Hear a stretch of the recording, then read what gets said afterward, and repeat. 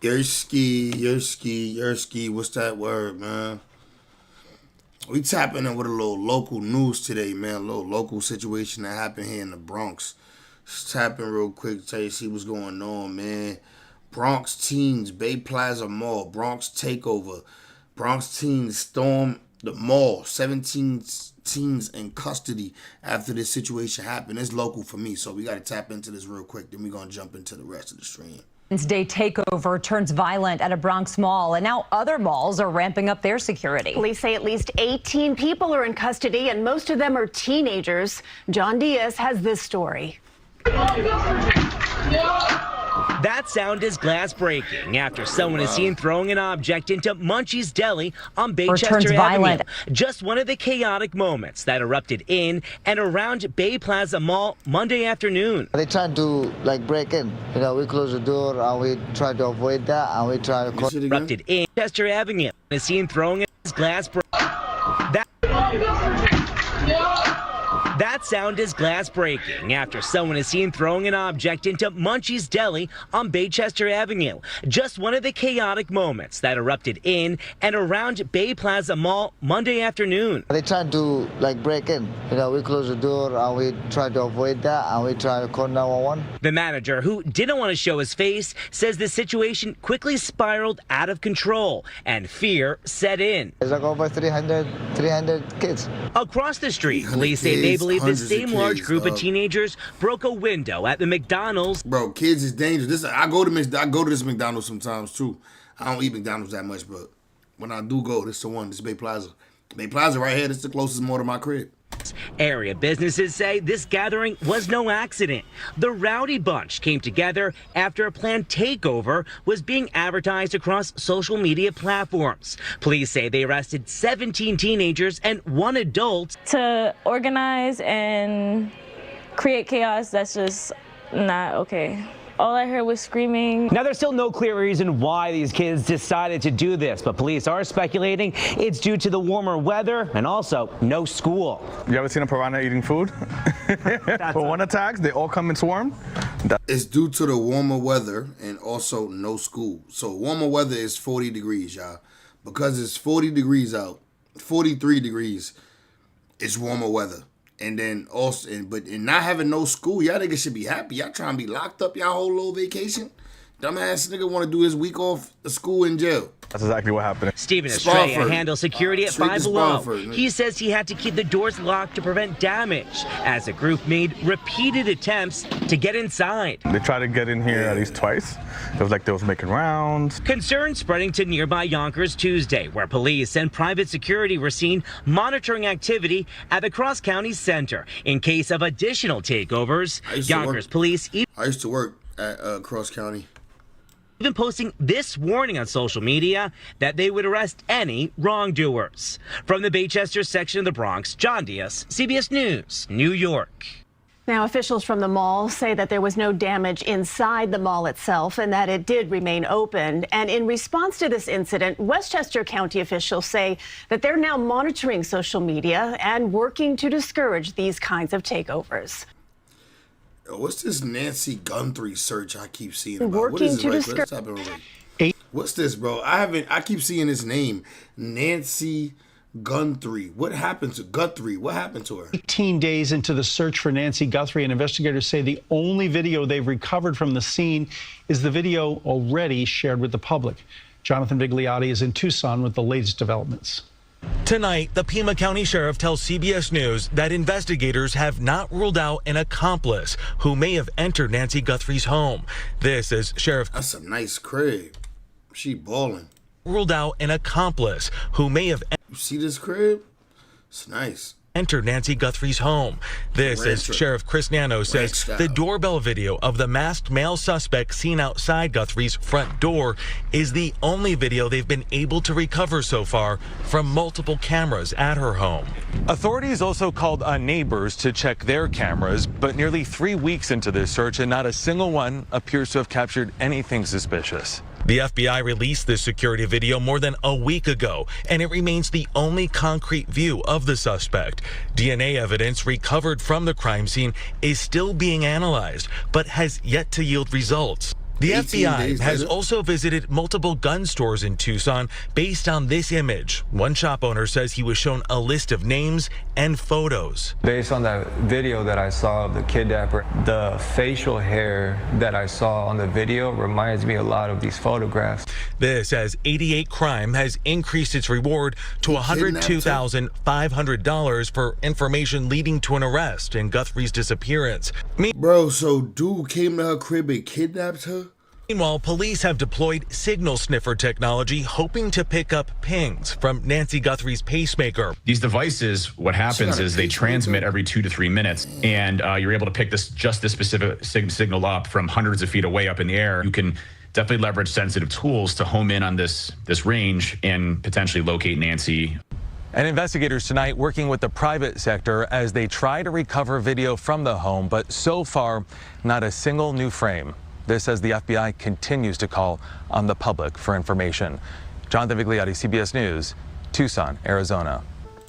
Damn, that's wild, boy. Hopefully she get found, man. That's weird. Nobody else got any other updates on that? We got to tap in. Multiple teams. Let's see what this one says. This morning, we're learning more details about an apparent teen takeover at the Bay Plaza Mall yesterday. We now know that multiple teens were taken into custody following that chaos. We've got News 12's Brittany Cadet joining us now from the McDonald's in the Bay Plaza area with a That's a very, very pretty news reporter. look at some of the damage left behind. Good morning, Brittany. I see the caution tape behind you. Walk us through how we got here. Yeah, Marcy, good morning. I mean, it was a scene straight out of a movie with several teams wreaking havoc inside of the Bay Plaza Mall and outside on the strip of businesses, known to the neighborhood here. Now, that entire chaos spilled onto the businesses here on the sides of the mall. Take a look here, especially at the McDonald's. Like you said, you can see that caution tape here and this gaping hole of shattered glass left here at this McDonald's. Now, this is just one of many of the damages that were left behind when all of these teens were wreaking havoc on several businesses here. Now, hundreds of teens were seen at a chaotic Bay Plaza Mall yesterday afternoon, a day when schools were closed for President's Day. Now, police were called at around 2:08, just a few minutes after this scheduled takeover. When police arrived, we were told they were met with huge groups of chaotic teens. They were warned multiple times to disperse, and that's when several of them were taken into custody. When our crews arrived here on scene, dozens of teens approached our news car. Now, we're blurring their faces due to them being minors, but they tell us why they were doing this. Why was they doing this? Tossing cards. What was the reason? You say? Because everybody was bored. Everybody was bored. Everybody was bored. And as you can imagine, just the fear from several employees of these businesses when this all was going on. Listen, man, I condone ass whipping, belt to ass to these kids, man. If you know your kid was out there rioting, doing all this dumb shit, if you recognize your little kid voice from that video, talking about we was bored, make sure you whoop that ass, man. Just because these teens were bored on their day off from school. We did speak with a worker here at the McDonald's yesterday who said he was scared for his life and he just wanted to get home to his children. But as we know, right now the McDonald's will be opening up for businesses. We do know that Chipotle also closed early yesterday due to this riot that was happening. And the Bay Plaza also says they'll be open for business as usual, operating on their normal business hours. And we're also told there was no damage to their knowledge to that mall. For now, we're live here in Co-op City from McDonald's. I'm Brittany Cadet, News 12, the Bronx. Yeah, I mean, hey, it ain't that bad. It looked like the only thing that really happened bad was that a McDonald's window broke. A McDonald's window broke, and then another munchie store, another corner store broke. They be all right, though. You know what I'm saying? I'm sure they got renter's insurance and all that. Hopefully they got renter's insurance. You know what I'm saying? God willing. Let's tap into some other news, man. What we got going on, bro? We got Tommy G. He's sitting down with the Mexican cartel. We got more bad news about Corey Holcomb. I don't know what this is. Corey Holcomb lies and humiliates himself in his latest podcast. We got a badge cam video. Then we got a 1090 Jake video. I think we should start off with this Tommy G, though. So let's tap into the Tommy G's. How Mexican cartels smuggle drugs into California. California. All right, let me tap this. Hold on. Let me see. Let me put this on. Let me record. There we go. Let's record that. Yeah, all right. So we're going to tap into this Tommy G's video, man. He letting us know, he putting us on to the science of how Mexican cartels smuggle they work into California, man. I'm pretty sure the feds and the Homeland Security and everybody else want to know too. Matter of fact, I'm capping. They already know. They helped them. I'm acting like it's not all a system. I'm acting like this ain't all set up to happen the way it's supposed to happen. Let's get into this video though, man. We're not gonna get into the deep, dark science of the federal government right now. Donald Trump tried to stop this shit by putting up that wall. It only made us to work harder and smarter. I'll have a border patrol pick up 10 of my people and bring them right here. We don't give a f*** as long as they get their cut. So what are the best ways to smuggle people now in 2025? In the car, but have them as a passenger. Going through Border Patrol. Hell yeah. ¿Puedes describir tu profesión? Narcotraficante. ¿En qué nivel se encuentra usted dentro de su organización? Jefe. This is a cartel smuggler. You pop it open, inside the tire of the tire walls, that's where you're gonna hide the product. Product can be anything from powder, it can be pills. And so is this guy that deals in meth. I'll start doing it right now. Pull up to the liquor store a little bit, I'll see you in a little bit. Hey, make it 40. And this man right here is the right-hand man of one of the most violent cartel bosses in Tijuana. ¿Cuántos años tienes en tu trabajo? Toda la vida. Today we dive into how the Mexican cartels operate in one of the most profitable parts of their territory, the California border. And as we speak right now, there is a vicious war being fought in Tijuana. A week of attacks across Mexico. Dozens of stores, cars, buses, and trucks set on fire. And once the cartels make it into America, they have yet another battle to fight: U.S. law enforcement. A massive disruption to a cartel based in the Imperial Valley. 47 alleged members of the Sinaloa cartel indicted. More than 2 million potentially fatal doses of fentanyl seized. Today we look into questions like, is business harder or easier under the Trump administration? What are the current methods smugglers are using to be successful? And what motivates the people that work for these ruthless cartels? Join me today as we find out this and much, much more. Let's head to San Diego.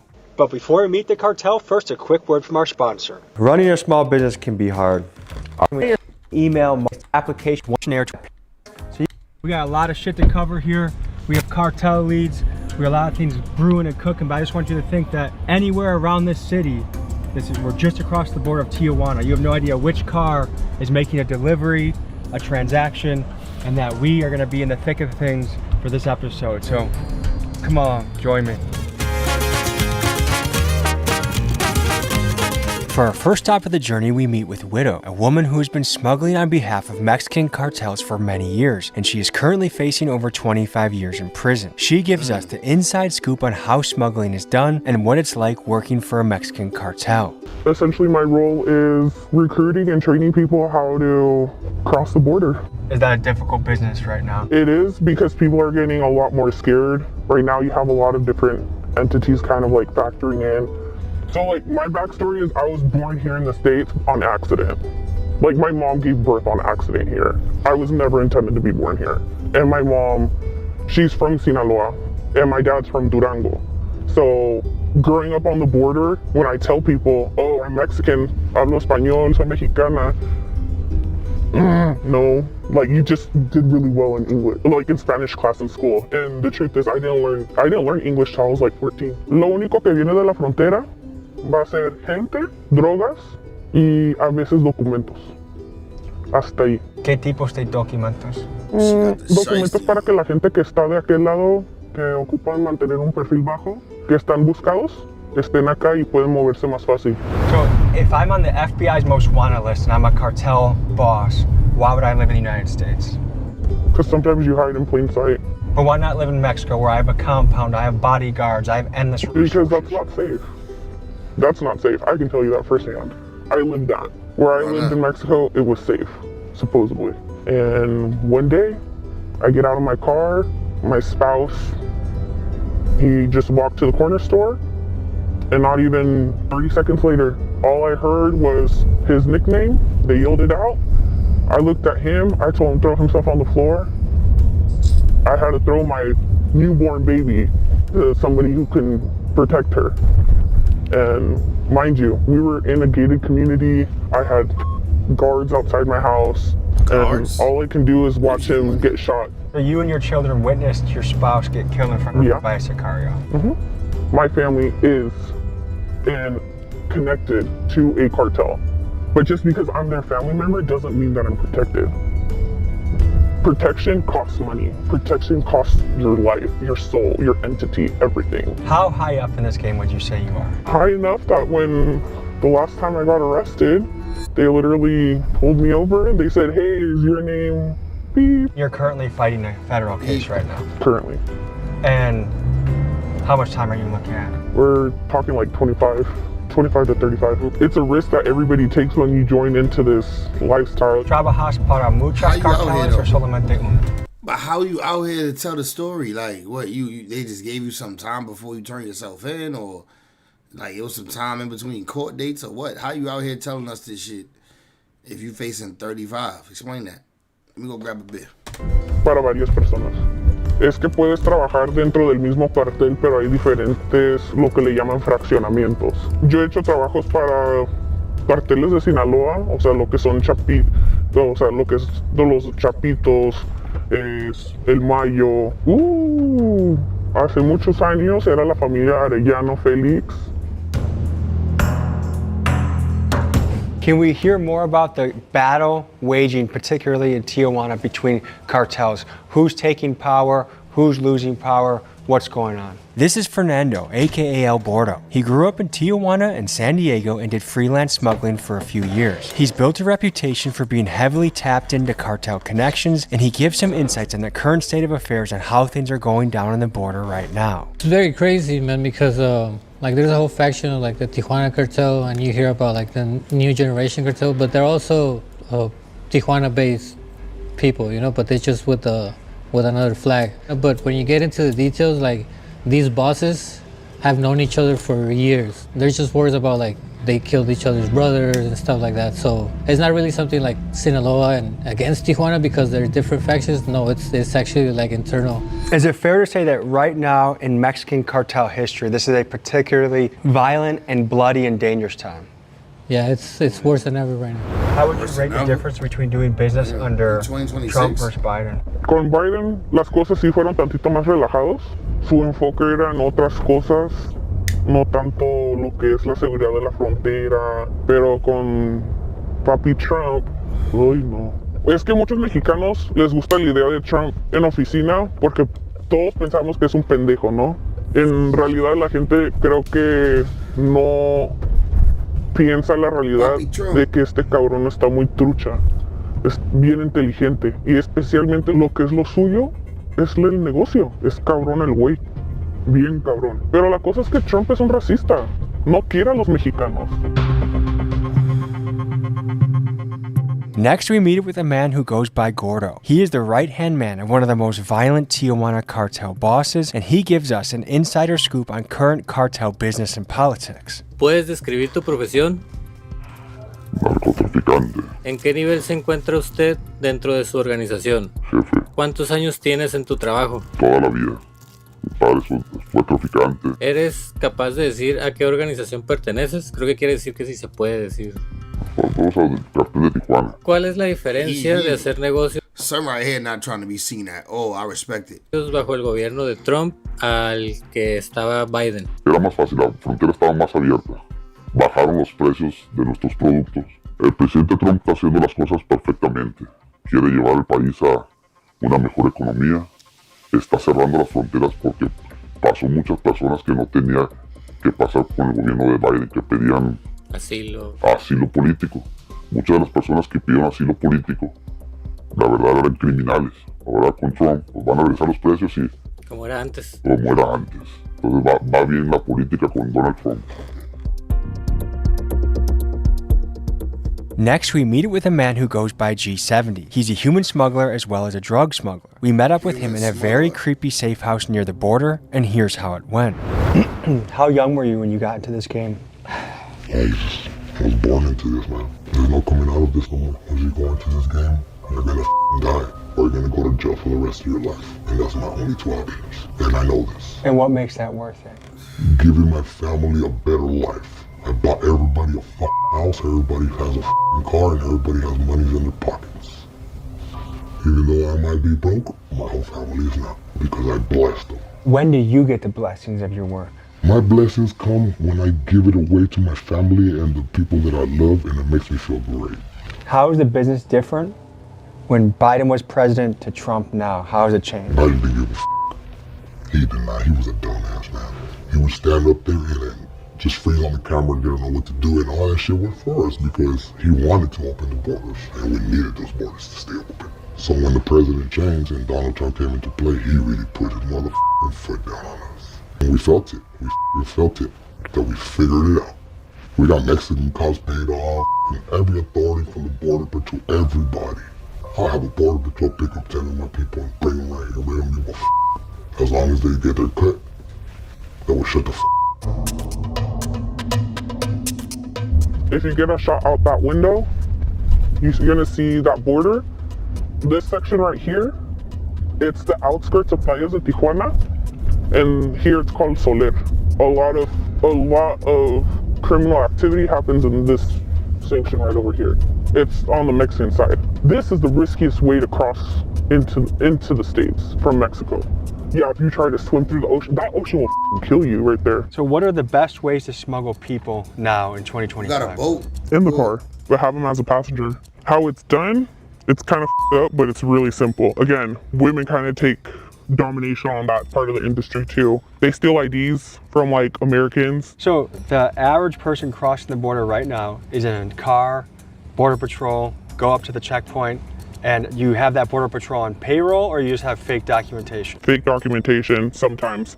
There are some people that do have border patrol agents on payroll. Which cartel is the most powerful right now in Tijuana? Well, right now, La Nueva Generación is, they are coming in strong. But you do have those older sanctions, those older families that are still putting their foot down. But if you go down to like Rosarito, Puerto Nuevo, Primo Tapia, Ensenada, San Quintín, San Felipe, keep going down all the way until you hit Baja Sur. You have smaller families, you have smaller entities that are making big impacts in the community. People are scared to drive through Tijuana.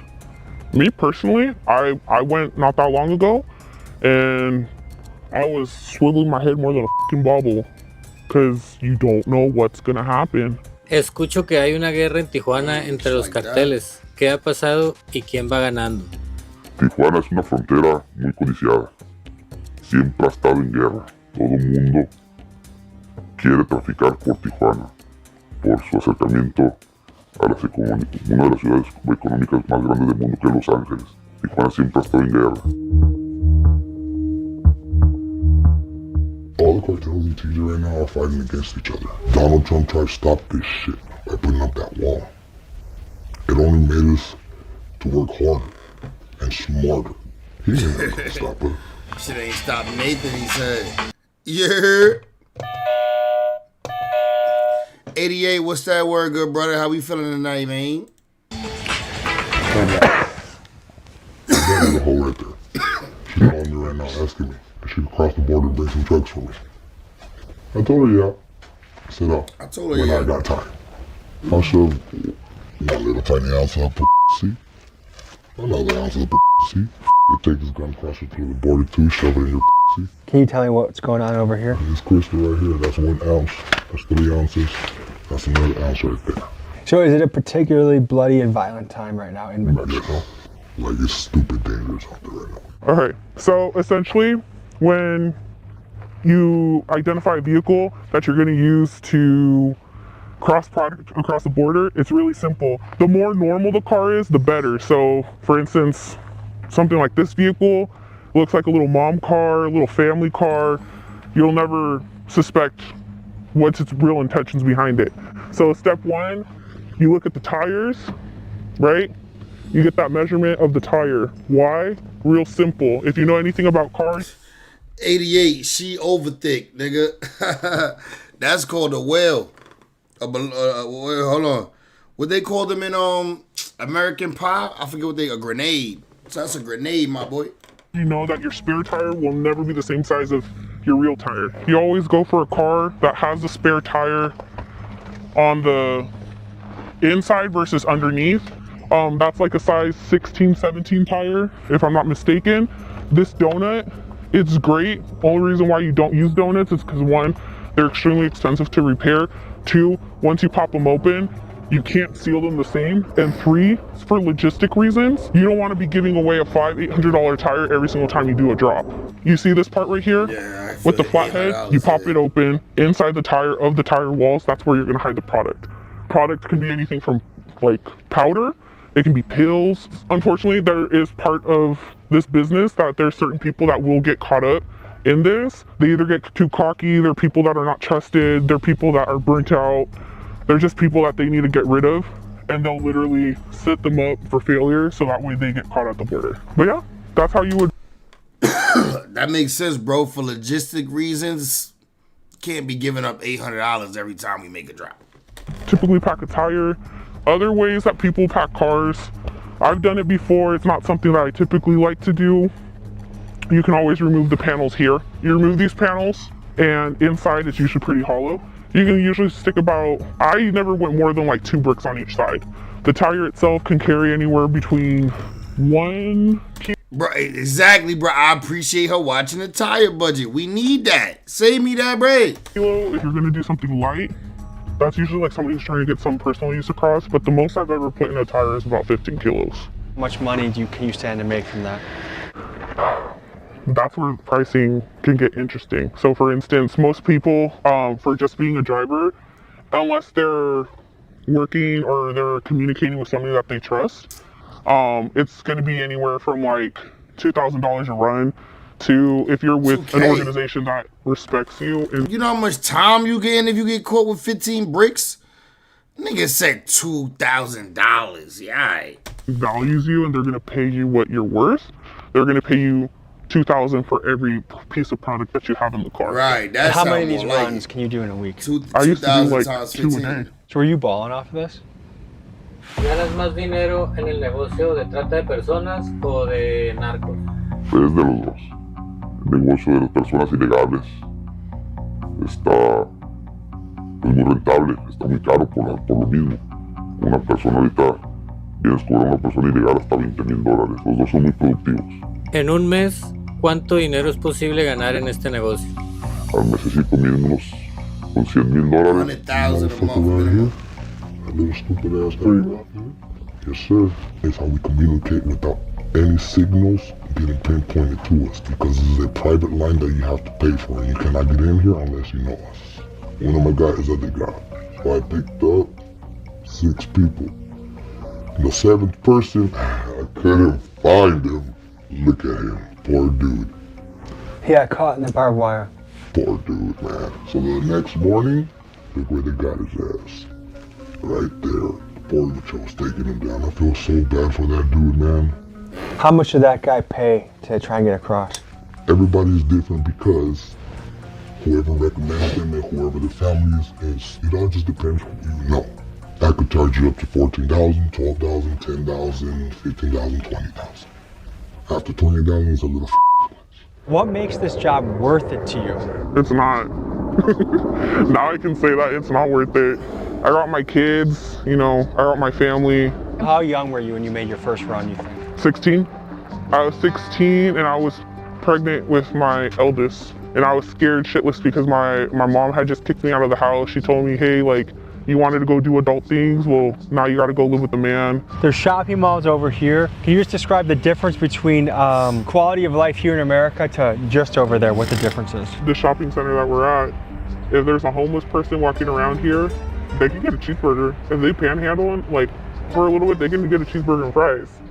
There's people behind this wall that they have not had a cheeseburger in like over a year, that all they eat is rice and beans. And that's what motivates a lot of these people to do this kind of work. Money is money. In the American media, the image portrayed of the cartels is... You say you like her? I mean, I like her style. I like what she... and I like that she's finally saying that she realized it ain't worth it. She's smartening up now, but she facing like 35 years in jail.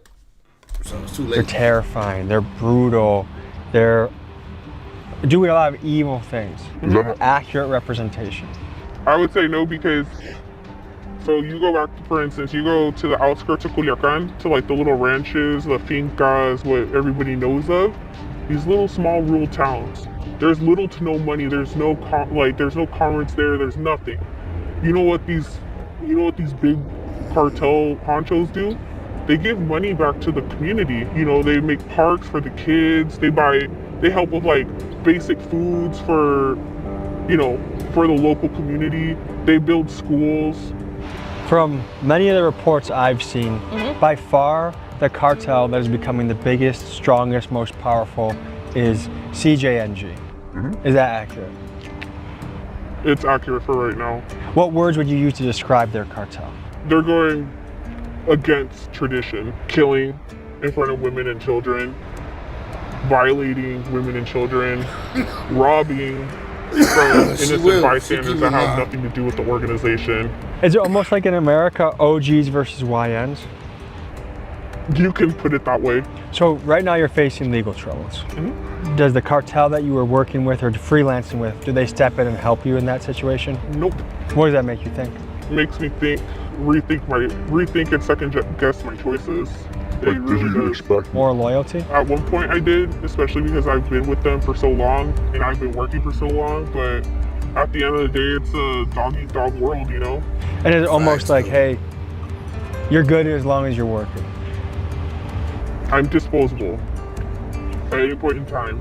People over here that claim here in the US that they've tried Thusi before is fucking hilarious. That's the really good stuff. That's the real stuff. Thusi is the pink stuff. The things that you hear about, like all these artists singing in songs and rapping about it in songs, it is so hard to get your hands on the real shit of that. You know what I would make my money off of? Like coca lavada, like flavored coke, like strawberry, coconut, pineapple. Oh yeah, like this. See, she know about that too, see? This is a driver ready to pick up, like, in TJ. Like, he's waiting for somebody to meet him. So he sends that to you like, hey, I'm ready, I'm in position. This is the driver at the port of entry, just like checking in, because we obviously... In the car or no at this point? No, this is all drugs. So on this end of the border, you're never gonna see people actually cross people, because it's not, like, it's very risky to cross people through California right now. So they go through where? It's easier to do it through like New Mexico and Texas. How much are California street gangs someone that buys from someone like you? So my clientele is Bloods, Crips, like street gangs, and then treat it local. Why you blocked out the other one? Why you blocked out what she said first? Someone that buys from someone like you. So my clientele is... What is that? What word did they blink out, you think? Bloods, Crips, like... street gangs, and then treat it locally. Fuck yeah. So that makes you more of a like a wholesaler. Yeah. You get the big loads to the street gangs and then break it up. Because how I got arrested and why I got arrested, it's a very deeper story behind it. And I got set up and I had my kids with me. Someone snitched on you? Somebody snitched on me. Somebody told somebody where I was going to be at, what car I was going to be in. Is snitching on cartel business a death sentence if they find out who did it? Yes. Person been dealt with? To my knowledge, that individual has been taken care of. The mother, I don't want my kids doing this. It's already shameful enough that... kids doing this? Yeah. All of them? Damn, they are. Well, how do you feel about that? When I told my kid that is involved in that, I told him, like, what, why? You do it. My dad does it. My dad did it. Okay, good. I'm a great example. Like, you see what the I'm going through. Do you almost feel like you can't tell them not to do it because... I feel like a hypocrite when I tell them not to do it. Yeah, I do. I feel like a hypocrite. What do the cartels think about President Sheinbaum? I guess it's one of the worst things that happened in Mexico. So is she actively trying to shut the cartels down or do anything about the cartel situation? No, I think they're just gaining more power, the government, like the corrupt side. Now they're not only like going against like doing shady stuff to cartels, they do it to regular citizens too. You know, like so the citizens are upset about that. So it's spreading to like, it's not something like for instance, you used to have cops that will steal drugs from cartels, you know, and then they'll sell it and stuff. But now they're actually like kidnapping like regular businessmen. ¿Te gusta la presidenta Claudia Sheinbaum? ¿Por qué sí o por qué no? A nadie le gusta la presidenta Claudia Sheinbaum porque está llevando al país a un quiebre total. There's conspiracy theorists that wonder if Mossad or any sort of Israeli intelligence agency has a stake in the operations of the Mexican cartels. Do you know if that's at all accurate? I haven't really heard anything specific about it, but Mexico's always been filled with all these intelligence agencies from different parts just because its proximity to the United States.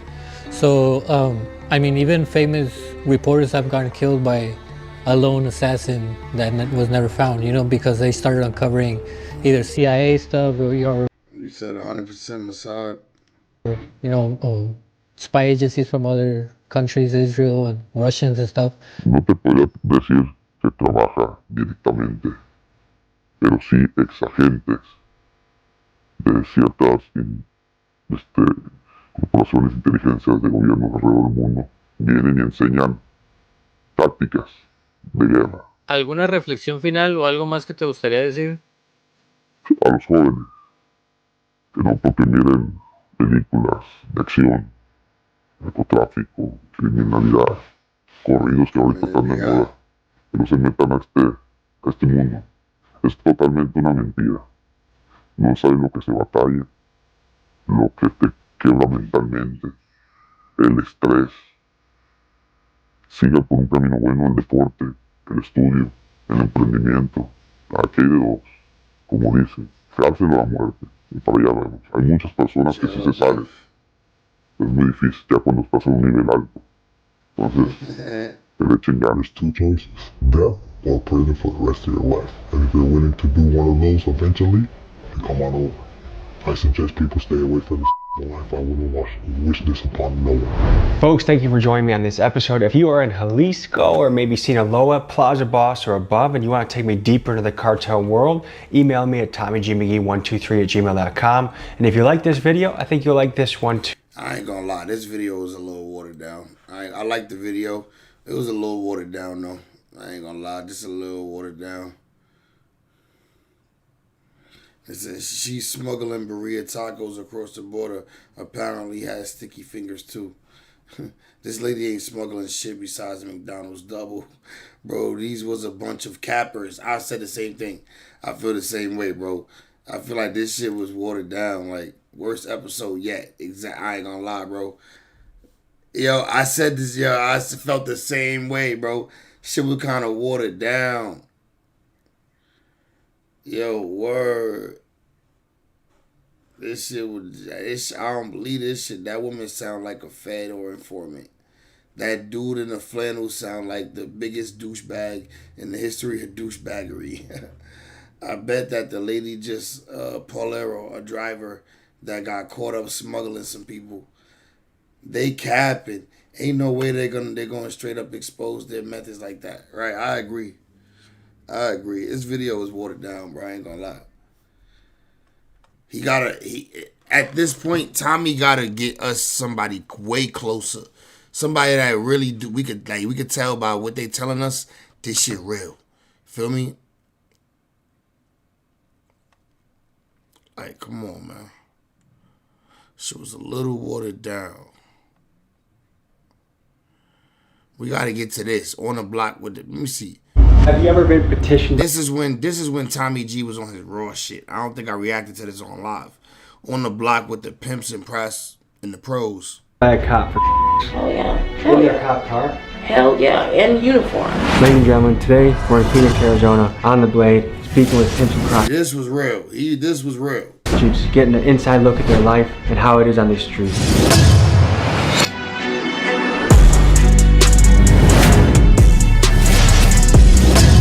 But you feel me? We just gonna say that's the Blade. And what's African Americans? They usually too aggressive. They want too much. They.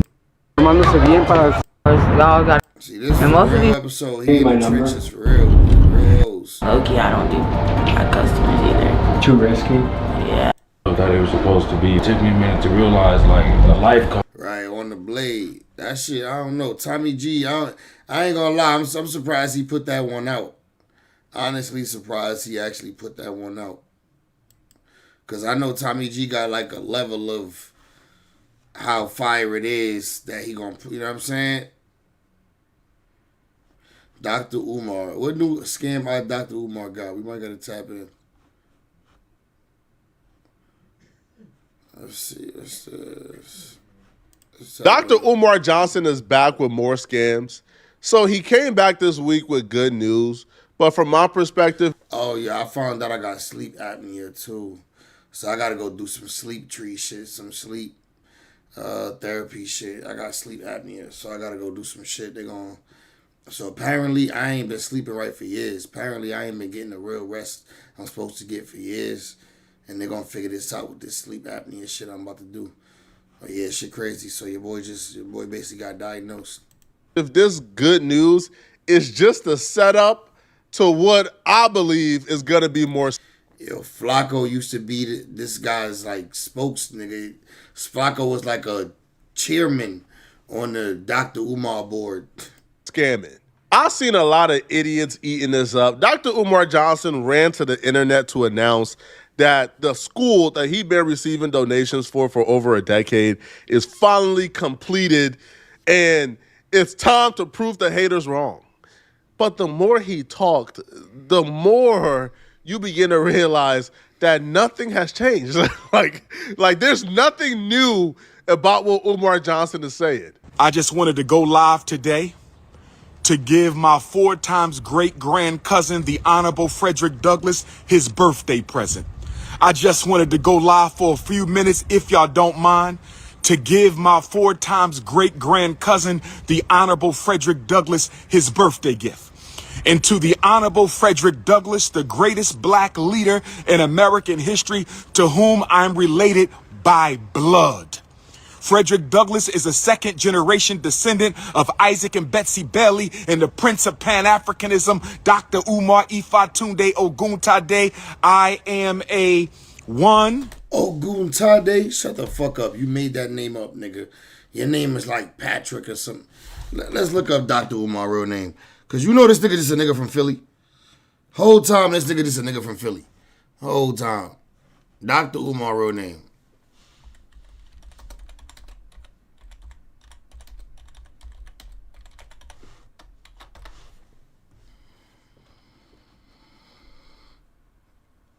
Umar Rashad Abdullah Johnson. Dr. Umar's real name is Umar Johnson. He's well-known American motivation. Nah, the nigga name is like Patrick or some shit. I saw that shit somewhere. It said Patrick Johnson or some shit. Deep. Umar Ifutande Ugante. That's the shit a name he claimed was divined for him in 2011 at an African village in South Carolina. I gotta say, what was his name before? What was his original name? What was his... real name? Real name before 2011. Birth name is Jermaine Shoemake. Bro, nigga said, yo, whole time this nigga named Jermaine. Bro, whole time this nigga named Jermaine, bruh. You understand that shit? Whole time this nigga named Jermaine. Nigga just a nigga from Philly over here trying to like change the narrative. I fuck with him though. The Umar Ifatunde Oguntade. I am a... Did you hear that name? Did you hear the name he said, bro? Nigga started speaking another language.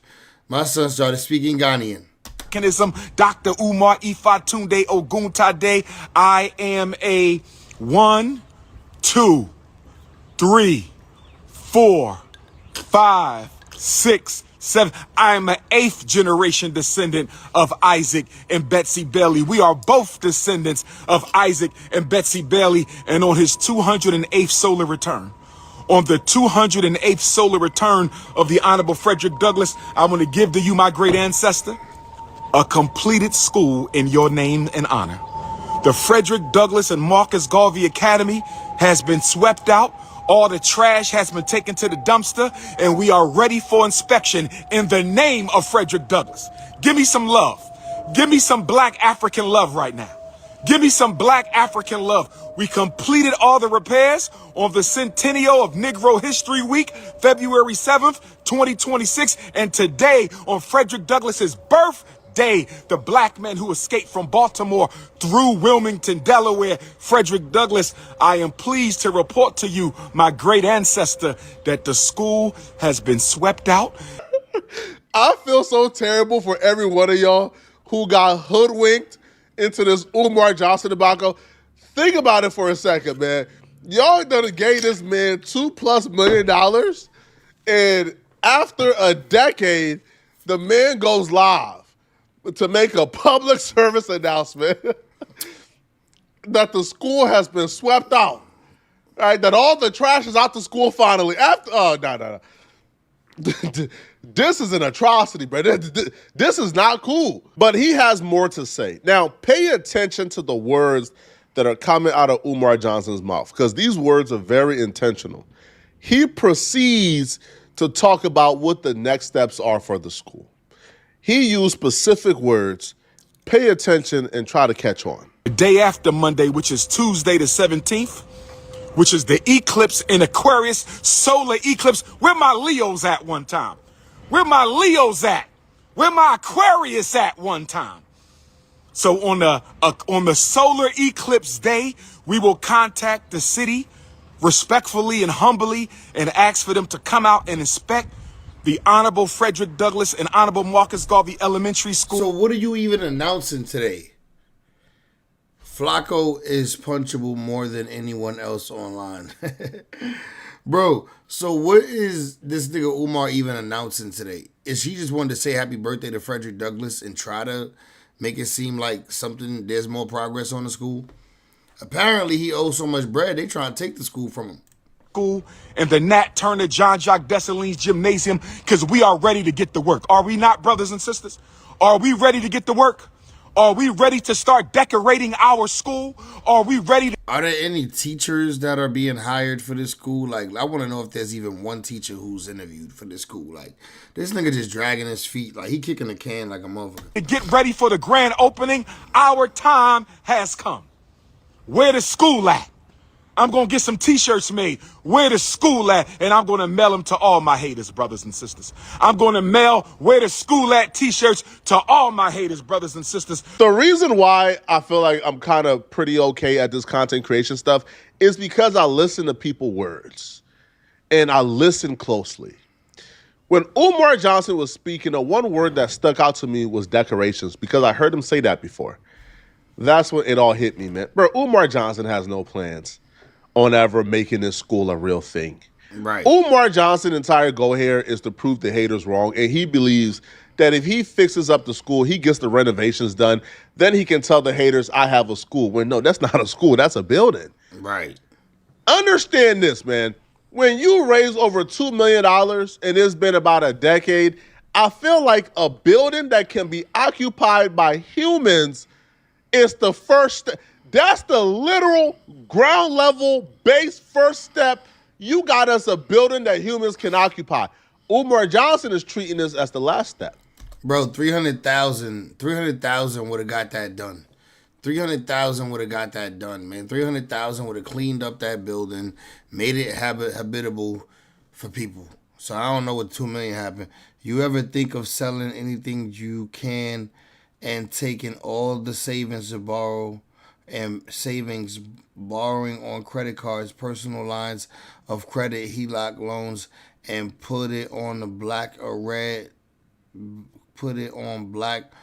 red table for a fast double up? No, nigga. You ever think of selling everything you own, nigga? but not only as the last step, Put it on the because blackjack Umar table Johnson to is bet. now using this as a way to siphon more donations from out of you. See, the reason why decorations stuck out to me was because I heard Umar Johnson say decorations before. See, a week or two before this live stream, Umar Johnson was on live.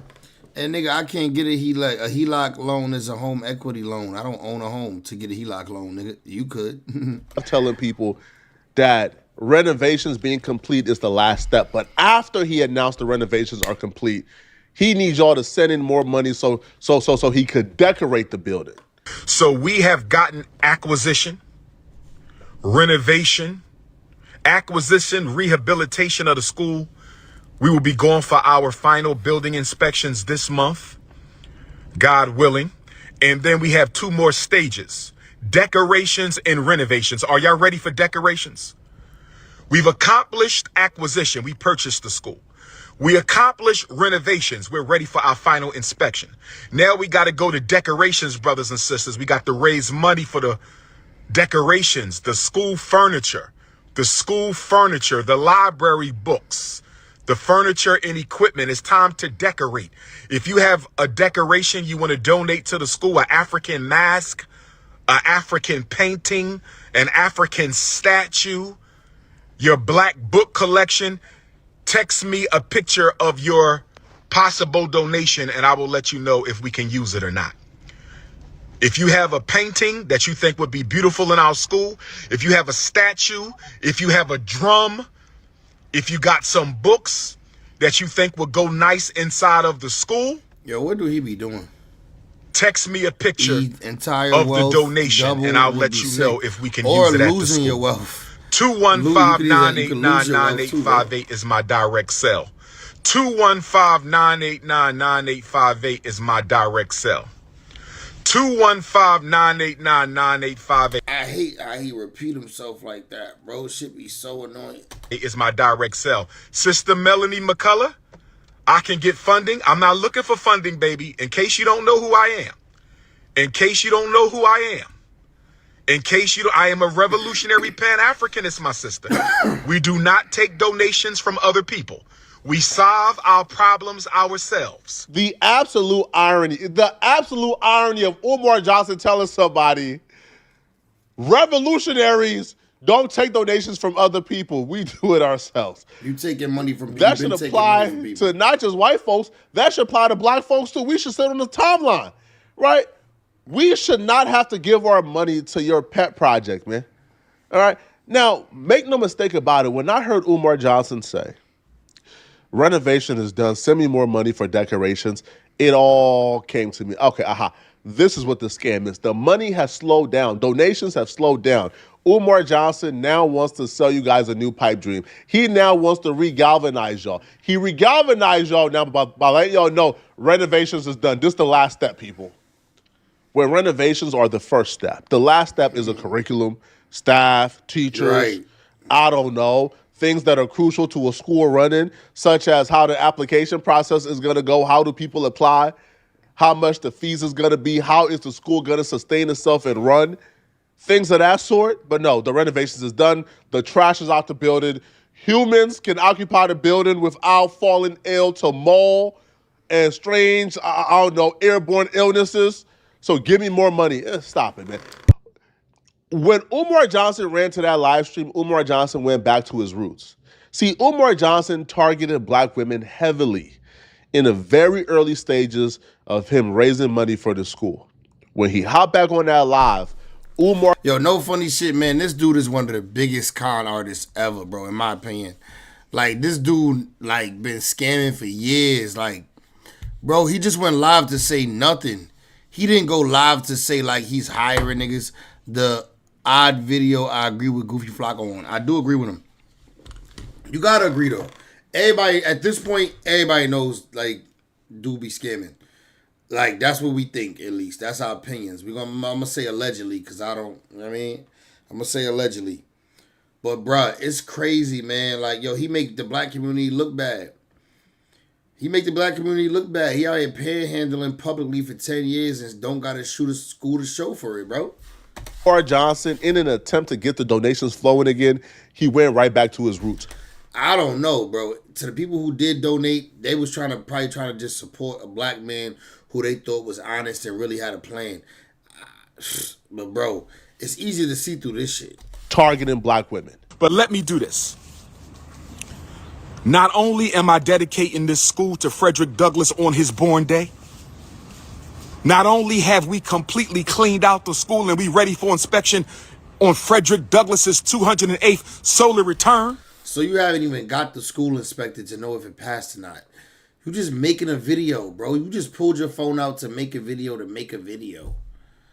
Like, come on, dog. What are you doing? Nothing's happening. Nothing's happening. You just pulled out your phone to make a video to say happy birthday to Frederick Douglass. That's what you did. And you probably not his late great relative either, nigga. I want to also give all black women their gift.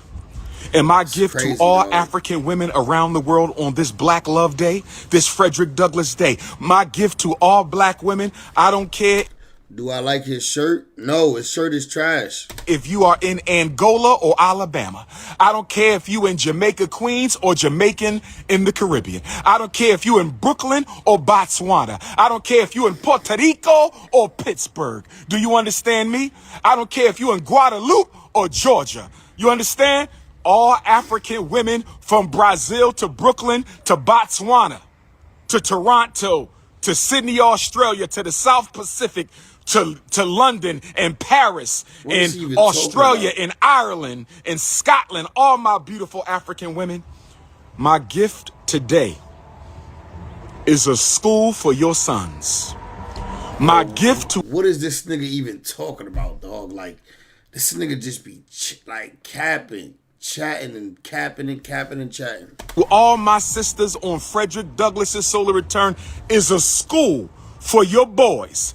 So we don't have to worry about them being mistreated, called the N-word, thrown in special ed, put on drugs, arrested, kicked out. That is my gift to all black mothers on this day. All black women on this day is a school. Bro, literally nothing happened. Nothing special happened today. He just got on his phone all excited for nothing, just to cap and con and cap. Then ain't nothing happened today, dog. The school didn't even get inspected.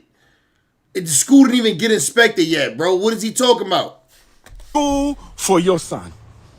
And if you don't have any sons, we will be opening the Anna Douglas and Amy Garvey Academy in a few short years. So black... Don't believe that shit. He barely got this school open after 11 fucking years. Women, today I dedicate this school to all my sisters. Because I see you struggling with your sons. I see you crying over your sons. I see you fighting for your sons. And so now, on this day, my Valentine's Day gift to every black woman on the planet Earth is a school where your sons can learn free from the Snow Bunny lynch mob. I said a school where your sons can learn free from the Snow Bunny lynch mob. I said a school, black women. I hate when this nigga repeat himself like that, dog. Everybody heard him. Jimmy don't like this fella. I can't tell. Bro, he's a con, bro. Like, I don't like nobody. You basically lying to mad black. Yo, there are some slow people out there, or ignorant people, or people who just want something to believe in so bad that they will send a hard-earned or government food stamp money to this nigga. Like, just because they really... Bro, the whole time, gang,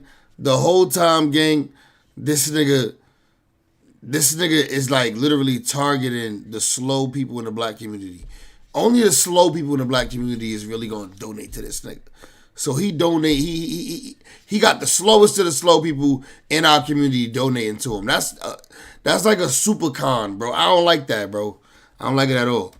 My butter almond, my butter pecan, my sweet brown sugar, my light brown sugar, my dark brown sugar, my fudge, my African vanilla, that's what I'm saying, bro. My African pina colada, my white chocolate, my cinnamon, my nutmeg, my agave. We might laugh and joke because Umar Johnson is absolutely ridiculous, but this is some sinister stuff. This is some really like disturbing stuff here.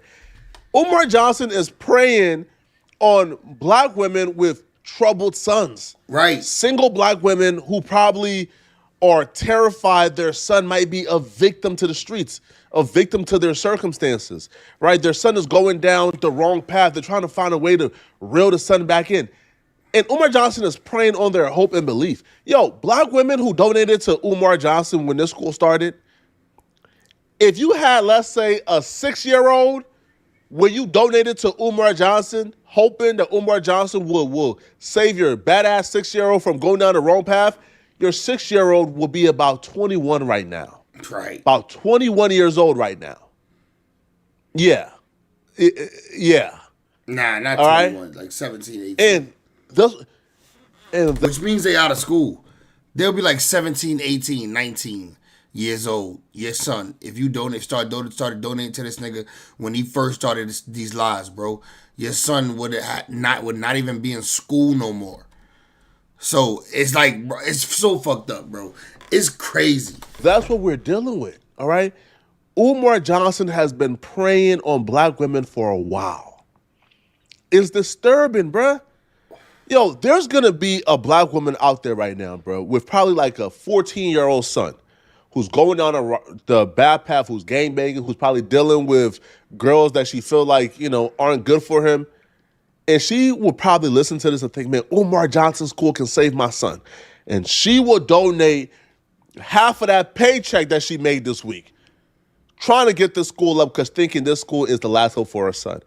Only for another 10 years to go by, and the son will be like damn near 30, and there will be no school. Her hard-earned money will be gone, but Umar Johnson will be back on live, preying on another woman who probably is dealing with troubles with her teenager, thinking Umar Johnson is the answer. This is not cool, nor is it funny.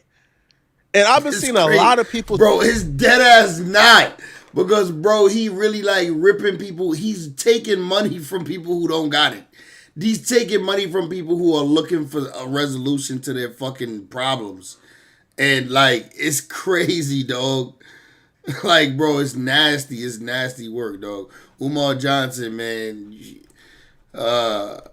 you're done. People celebrating this, and I'm like, hold on, bro.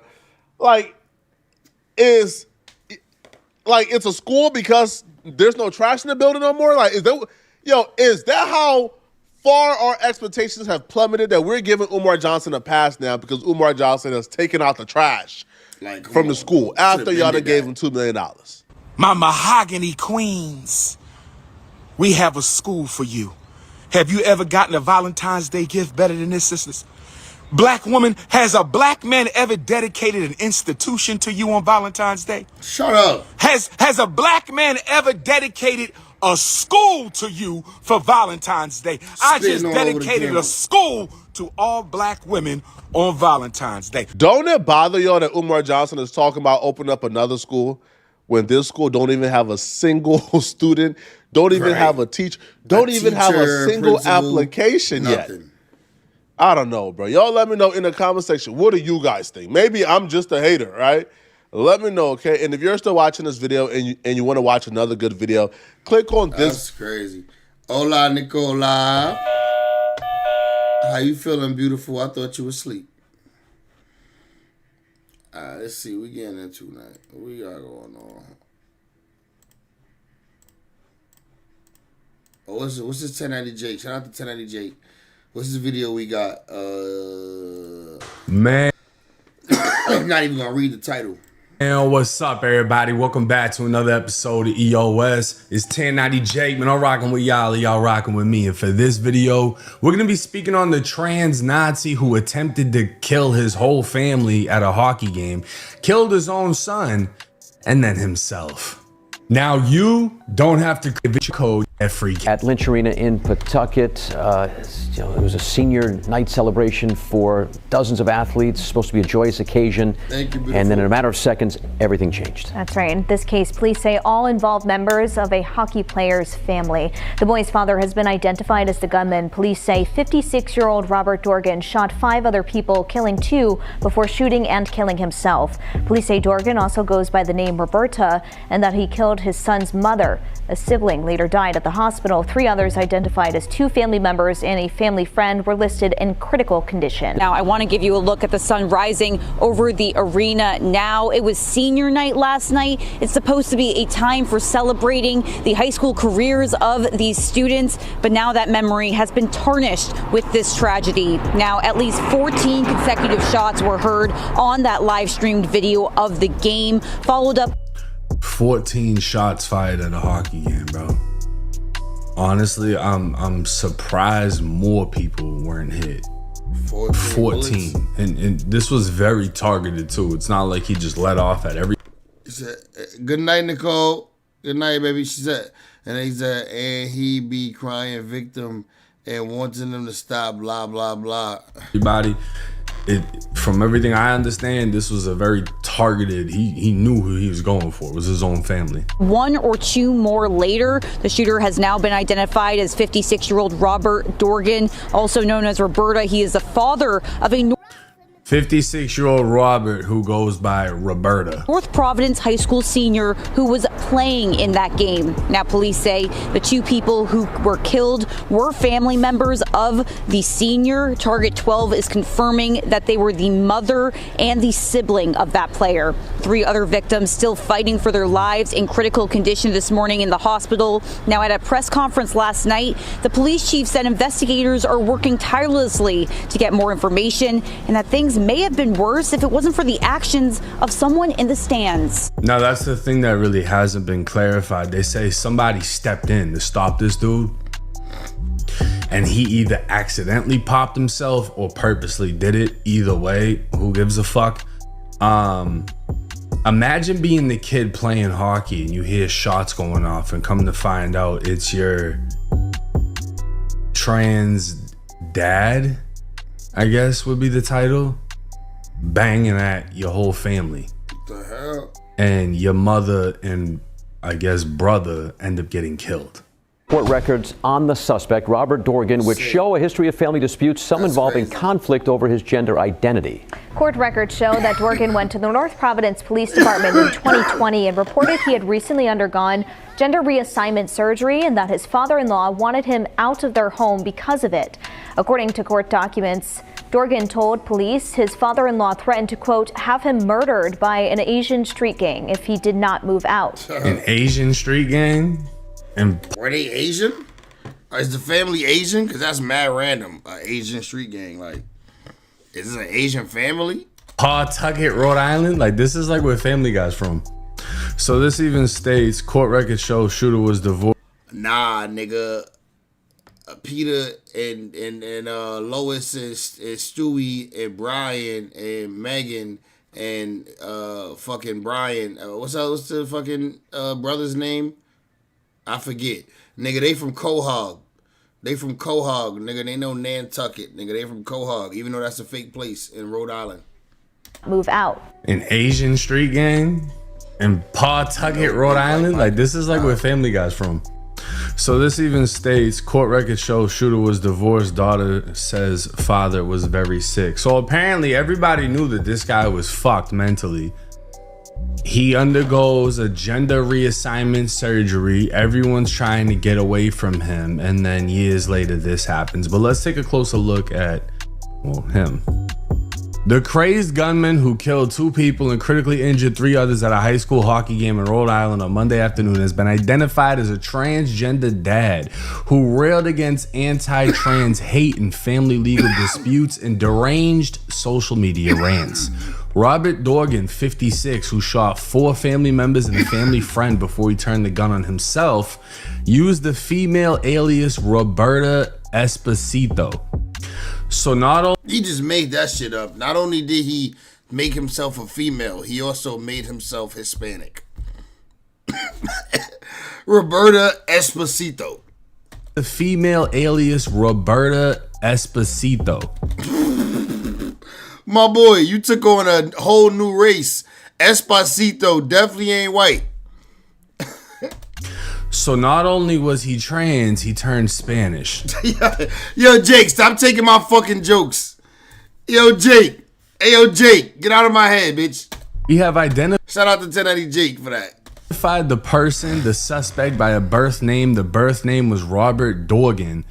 We have also learned that the person does go by the name Roberta, also uses the last name Esposito. This man is a big fucking biker. A biker. Bro got a Harley Davidson with painted nails. That's crazy. CVS girls sunglasses. Right. And biker tattoos. Now it would state right here at the bottom, the night before the suspect stormed the hockey tournament with a gun, he ominously replied, "Keep bashing us, but do not wonder why we go berserk," in response to an anti-trans Twitter post, or X.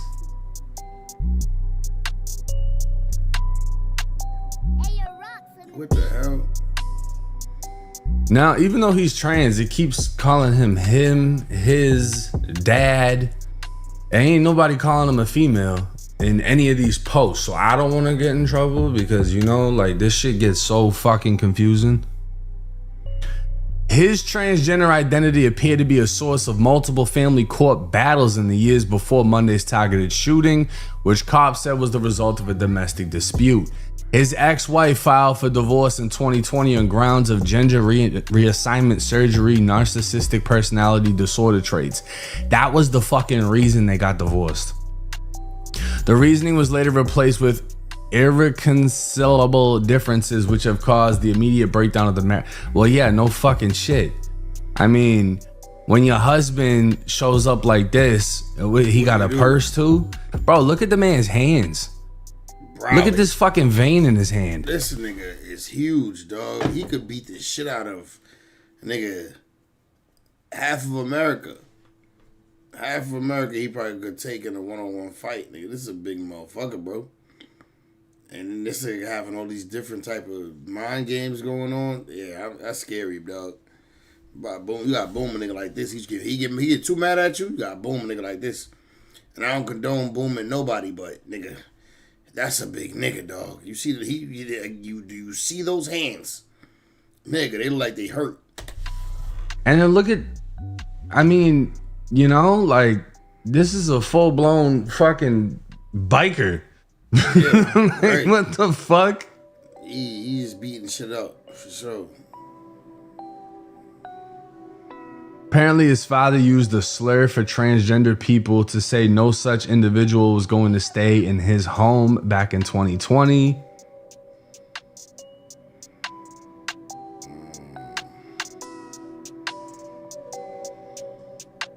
Did he drive his Harley up and there? His "keep bashing us but don't wonder why we go berserk" post was in response to somebody calling U.S. Republican Sarah McBride a man. Let's see what Sarah McBride looks like. I mean, now on other Twitter posts, he offered his support for the Second Amendment. Yo, you claiming that? 88, is you claiming that as some good Aryan stock right there? 88, is you claiming this as some good Aryan stock, my brother? Now on other Twitter posts, he offered his support for the Second Amendment and ICE, and his disdain for abortion. Bro, look at them feet, bro. I'm gonna be honest, I don't even know how to cover this video without getting like demonetized. Like, this is just, yeah, cause like, bro, this is crazy. You like a walking contradiction. Nigga, look at them clog knockers on his foot. Look at them clog knockers he got above, below his ankles. Clog hoppers. You gotta call them feet clog hopper. God damn, what size he wear? This shit is crazy. I'm just showing y'all what it is. Y'all can write out in the comment section. I'm just showing y'all, you know what I'm saying? Did this nigga do prison time or something? Like, is them biceps from fucking prison time? And like, bro was stepping around in dresses with them size 12s. And it's just, obviously he had a lot going on up there. Now, Dorgan was reportedly armed with multiple guns during the ice rink shooting. All right, so I'm gonna say this. If you show up to something with multiple guns, that was 100% premeditated. Because carrying, you're just gonna carry one. You're not gonna bring 3, 4, fucking 5. This man... Some dudes be carrying 2 guns at a time. For me, that's being extra strap. 2 guns is extra strap, but definitely 1 gun is regular. But come on, I think he got to the boat. That I don't know. Oh, excuse me. And was thinking about, you know what I'm saying, John Wick and the whole ice rink. Now, a good Samaritan was praised who stepped in and, thank God, attempted to subdue Dorgan. Witnesses said the man, the father of another hockey player, disarmed Dorgan, but he had a backup gun, both of which police retrieved at the scene. So he grabbed the first gun from him, and then Buddy, I guess, took out the second one and blamed himself. This is crazy, dog. Look, he shaved his face. He's shaving his face super duper. The bolts. I don't know what bolts are. He's shaving his face super duper close. Like, but nigga, you could tell that you have hair on your face, brother.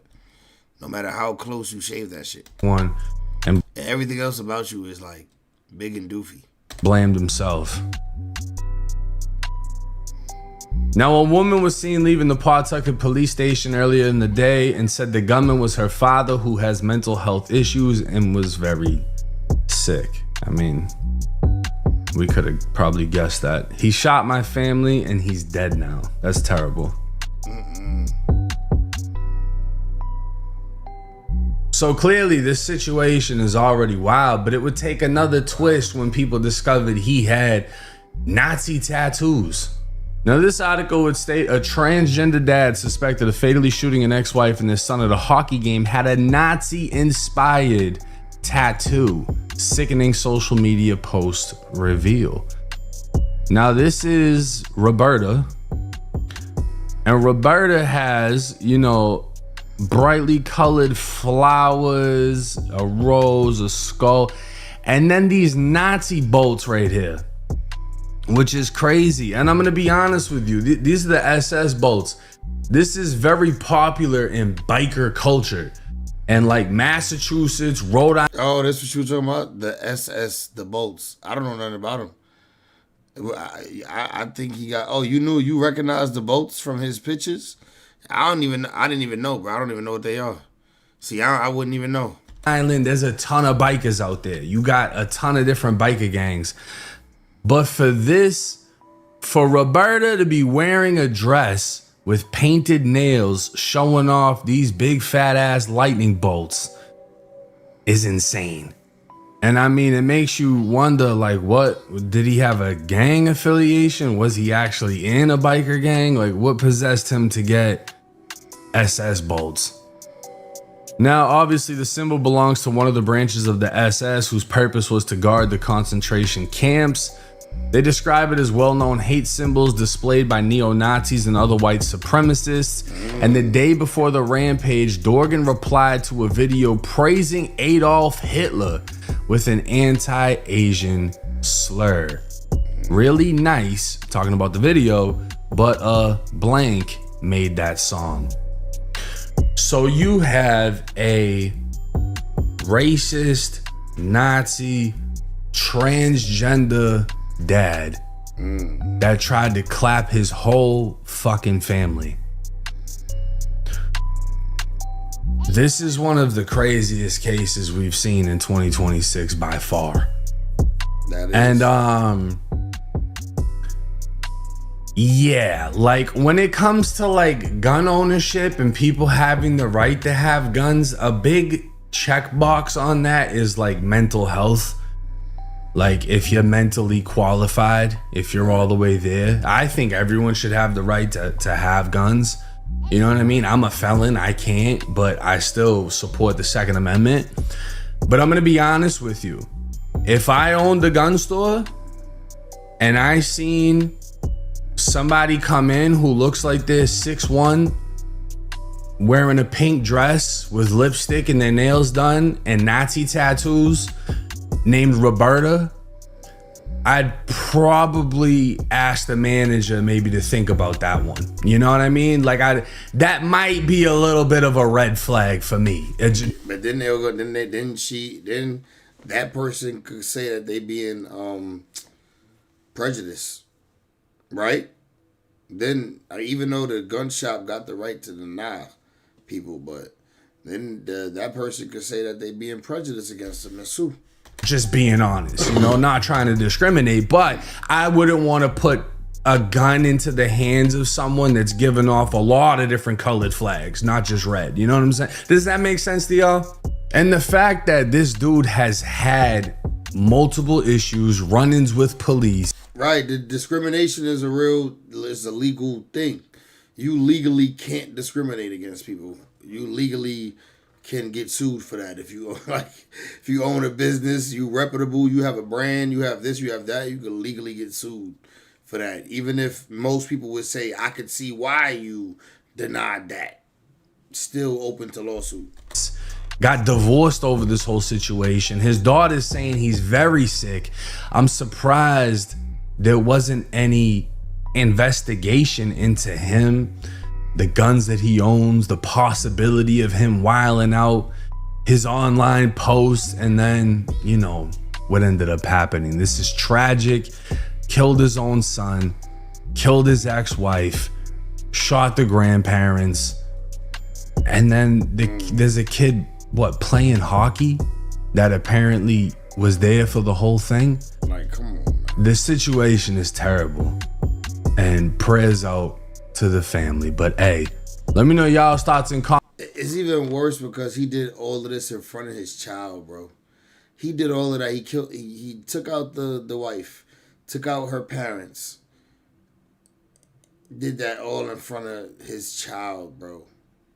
This is just like, he wasn't thinking. I can't even say, what were you thinking? You weren't thinking. Comments in the comment section. It's 1090 Jake. I'm rocking with y'all. Y'all rocking with me. Till next time. Good video. That shit was crazy. Bro. I ain't gonna lie. That video was out of pocket, for real. I'm taken aback, nigga, by that video, dog. I ain't even gonna lie to you. Like, you see something new every day. It's like you see something new every day, dog. I wasn't expecting that, for sure. I don't think anybody was expecting that. What's the street racer realizes he ripped a cop's legs off? Oh, that sounds crazy. Whiskey 10, I got hit. I need fire rescue. Get a tourniquet on. Now. Yeah, no. I know.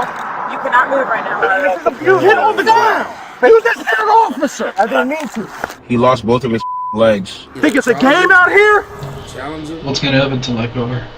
When a teenage street racer taunts police, daring them to chase him at dangerous speeds across a Maryland highway, officers work to bring his antics to an end. Instead, one wrong move turns a high-risk situation into a full-blown disaster. You don't treat our family like this. The following is based on official police records, and some of the footage has never been seen before until now. On the night of October 17, 2023, a lime green Dodge Challenger pulls up alongside a Montgomery County police officer before rolling straight through a red light. The officer attempts to initiate a traffic stop, but it's clear the driver has no intention of pulling over. Don't you do it. The moment the driver clears the entry ramp, the Challenger's headlights and tail lights go dark as it picks up speed and vanishes. That green Challenger that we've had problems with, I just had him take off from me. Blacked out his lights, 270, over 100 miles an hour. I am not in pursuit. But at just after 3:30 a.m., the Challenger returns, and officers keep a watchful eye. You're still doing out. Bro, if you did all this dumb shit earlier in the night, you know you bugged out, you got chased by the police, turned your black shit lights out, and did that, why would you stay outside, nigga? Go home, park your fucking car. Park up, go in the driveway, go in the garage or something, nigga, if you got one. Like, bro, what are you doing? Like, why would you stay out more hours and then get pulled over again same night? They looking for you.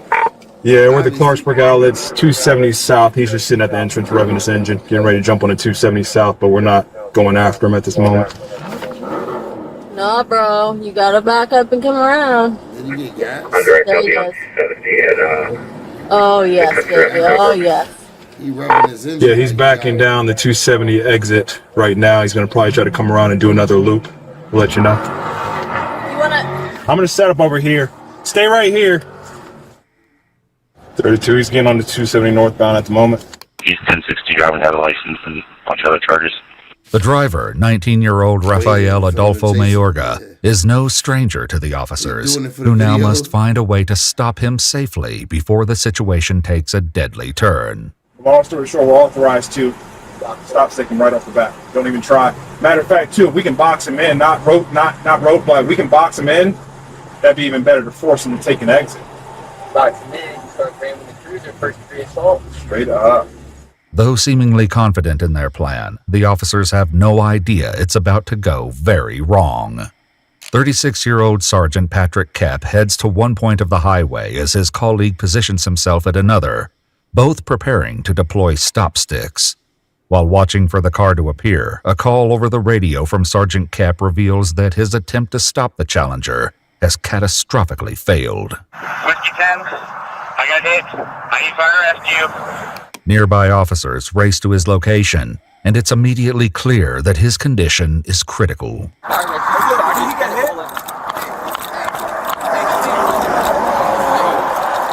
alright, hey. We got fire rescue coming, alright? It looks like you've been in a crash. Hey, don't. Hey, get him. Stay down. Stay down, Sarge. Sarge, Sarge. Back. Sarge, stay down. Get a tourniquet on. Now. Sergeant Kapp lies on his stomach, one leg horrifically twisted and mangled, the other torn off and lying in the road nearby. What do you need? That's crazy, dog. Yeah, he did say it hella calm. Sergeant Kapp lies on his stomach, one leg horrifically twisted and mangled, the other torn off and lying in the road nearby. What do you need? The second officer, still waiting further down the highway with a second set of stop sticks, throws them just as the Challenger speeds past.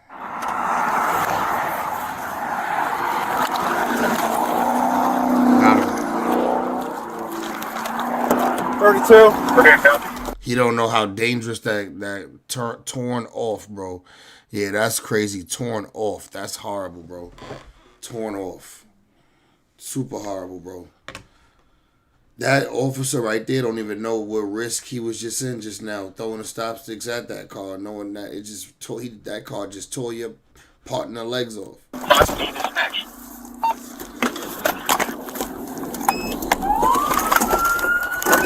Here's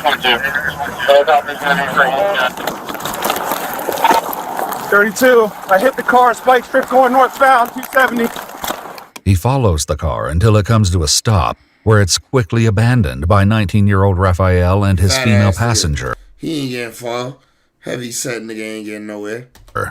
They both jump the guardrail and attempt to flee on foot. Get on the ground now! Get on the ground now! Get on the ground! On the ground! You get on the ground now. Get on the ground. Get on the ground. Give me your arm. This is abuse. Get on the ground. Use this as an officer. I didn't mean to. Why are you abusing me? Why are you abusing me? 32, I have him in custody. 270 northbound on left hand shoulder. Put a patient on my picture. Sir, you got a placemaker, sir. I know you don't give a one. I know you don't give a. Stop talking. I have freedom of speech. Your freedom of speech is you being arrested for first degree assault on an officer. Good luck with that. I didn't mean to. Good luck with that. Put your hands behind your back. Good luck with that. Sorry. Think it's a game out here? And I'm gonna tell you right now. He gets hurt and he dies, guess what? You're going to jail for murder. You understand that? But hope isn't lost for Sergeant Kapp, who continues the fight for his life. A female officer cradles his head, trying to keep him calm and physically stabilized. Your breathing is perfect. Just in and out. Keep your eyes open, Cap. Keep them open. I know. I just need to see them. I need to see your eyes. with 9 Whiskey 10, please? We're with 9 Whiskey 10. We need fire rescue here now. They're coming. I'm just making sure somebody's with them. 59. Officers are reassured that a helicopter is on its way. Meanwhile, a witness who saw the entire incident unfold is placed in the back of a police cruiser, where he called someone over the phone. I just watched a police officer get hit by a charger. What the? He lost both of his legs. What the? And I think he might die, bro. Cap, keep your eyes open.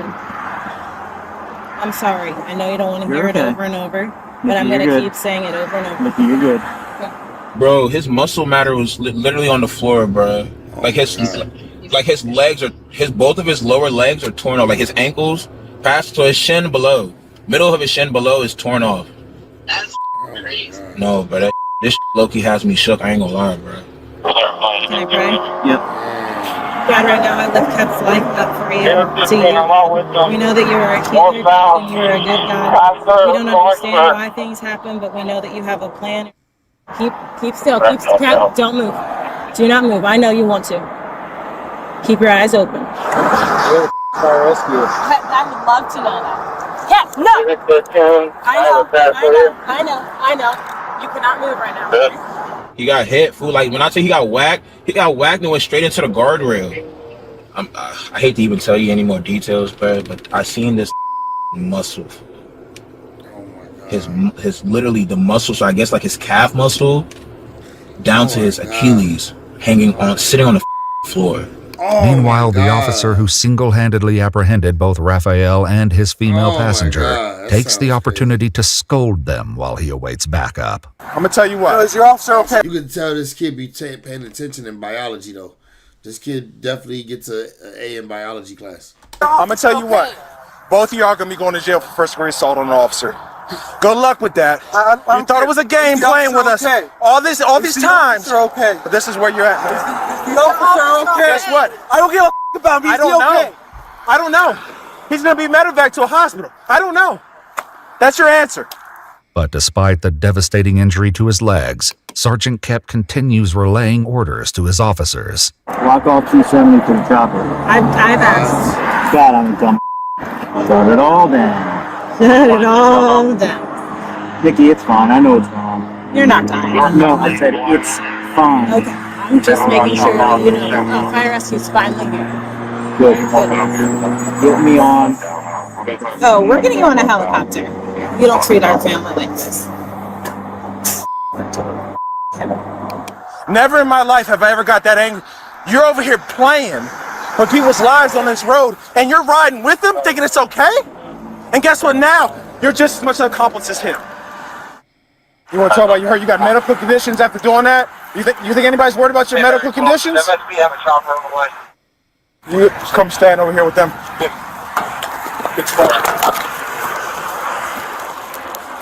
Idiot. With the helicopter still some distance away, paramedics work to stabilize Sergeant Kep for transport and manage his pain. God, I'm stupid. No, you're not. Yeah, I am. He's conscious. He is? Yeah. Yeah. Are you in pain right now? My legs, obviously. You are aware there's a... Yeah. Right there. I'm going to move back slightly so they can evaluate you, but literally, I will be with you every step of the way. I'm going to move back just slightly. Out of your head. You get knocked unconscious. Bro, sometimes you just need a woman. In your worst times, sometimes you just need a woman. Women are just different, bro. You see how she was there to console the man, talk him through it, keep him up, joke with him. You know what I'm saying? Like, yo, man. Shit, man. Cop tough as rocks. Hey, facts, bro. Shout out to Sarge, man. He's still giving orders. Why, yo. Shout out to him, man. No, sir. Any injuries on the front of your body that you know? Not that I know of. I'm starting to get massive pain in my legs. He's trying to get to We're good. I'm starting IV on you, okay? Quick. Still in the backseat of a cruiser, the witness continues to talk about the incident with someone over the phone. Was the guy running? Yeah, he was running, bro. This was driving at least 120, bro. That's just so sad too. You don't know if he has family or kids. Yeah. All right, when I find out what hospital we're going to, who do you want me to call? Anyone? Home. Okay, got it. Then you know it's coming. Okay. Phyllis and Tim. Okay. They're gonna be freaked out. Yeah, I'll wait till, you know. Thank you. All right, that medicine's coming. You're amazing. The female officer takes hold of Sergeant Kep's hand as paramedics deliver a round of pain medication. I know the police can be bad, bro. Damn, bro. I done did some dumb, bro. Some dumb. Pray for the officer, man. Pray for the officer.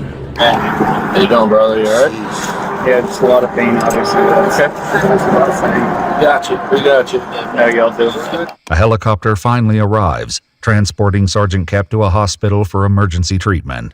The two teenagers are also taken to the police station, where the shocking lead-up to the night's tragedy will soon come to light. So your first name is Rafael Mayorga? Mayorga. Okay, I'm pronouncing that correctly? Yes. What's your middle name? Adolfo. Not Hitler.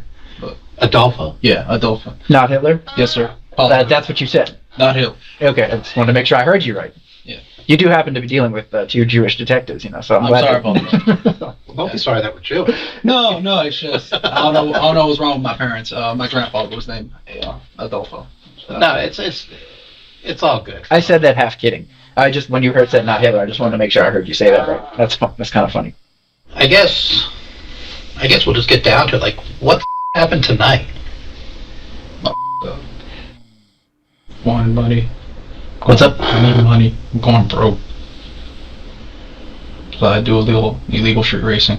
Raphael shares that earlier in the night he went to a local car wash where other street racers meet and place bets. Then there's some people that bet money, bet their cars, or bet something. I don't have money. Sometimes I bet my car, even though it's not 100% paid off. So tonight, what, you went up there to race? Correct. And is that what the bet was about? Is it always a race? Is there ever a bet about, like, I can get away from a cop, or I can... Correct. So what was it tonight? Tonight was racing and getting away from a cop. Both? Yes, sir. What was the bet? It was $2,000. The bet he describes as fairly straightforward. If he won, he'd take home the cash. If he lost, he'd have to give up his prized possession, his lime green Challenger. You did the race tonight, right? Correct. Did you win? Yes, sir. Where's the money? My wallet. However, he claims his wallet was lost while he fled from police and was taken into custody alongside his female passenger, who turns out to be his younger cousin. Why didn't he just go home? Like, bro, you won $2,000 tonight. Go the fuck home, nigga. You got away from the cops that one time. Why didn't you just go home for the night, stupid? According to Raphael, he asked her to come along and play the role of a lookout. The detectives explain she will receive a grand jury subpoena, but for now, the teenage girl has been sent home. So you're just driving around 270 trying to bait cops, basically? Trying to get into chases? Yes, sir. You correct me if I'm wrong. No. That's what you were doing tonight? Yes, sir. I'm gonna look at you in the eyes telling you, yes, sir, that's what I did tonight. I appreciate that. Most people don't do that. I'm sorry for what I did. How fast do you think you were going? I wasn't lucky. More than 100. More than 100? He admits he believed that officers wouldn't chase him if he hit such dangerous speeds, and that the only officer who has ever done so in the past is Sergeant Kep. Back when I ran away from home, and when I was 17, I ran away from him in a rented vehicle. You mean you fled, like you took off in a car? Away. Yeah, and I caused a collision, and I fled on foot. That's how I knew Sergeant Kep, and then... This was 2 years ago? Yeah. But Raphael has yet to realize that Sergeant Kep is the same man he struck tonight. Back at the scene, the officer who apprehended Raphael grapples with what happened to his sergeant. Man, you just gotta hang in there, bro. Let me tell you something. Between my job here and the 9 years that I volunteer in the fire rescue service, I've seen some stuff where I have no idea how that person lived. We already know Kep's a tough man. You know, just gotta have a little bit of faith and trust in God, and brothers and sisters in the fire rescue service. Because let me tell you something, man. When it's one of our own, the effort's tenfold. That's what I would want to know happened.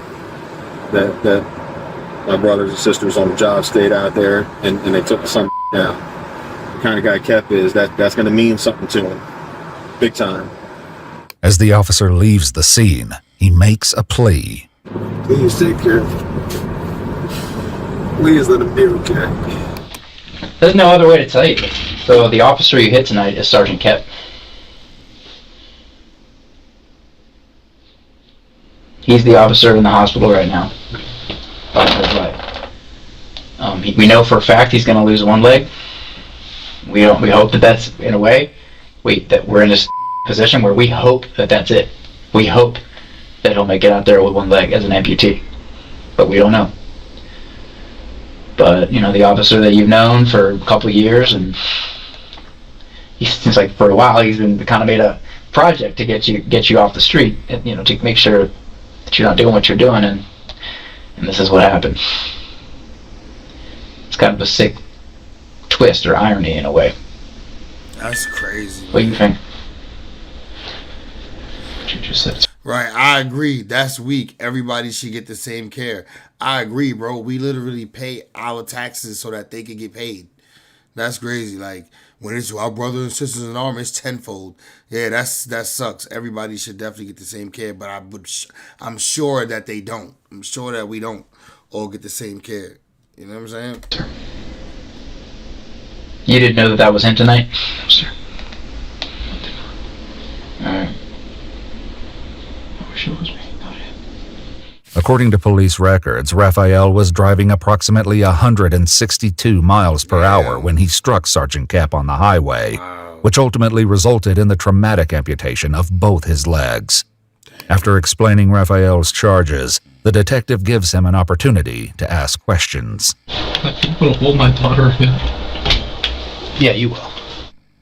What's going to happen to my car? We have it, and I have not seen it, or else I'll tell you. I'm not allowed to see it. Well, you're not going to see it today. Following his interview, 19-year-old Rafael Mayorga was taken to jail and held without bond.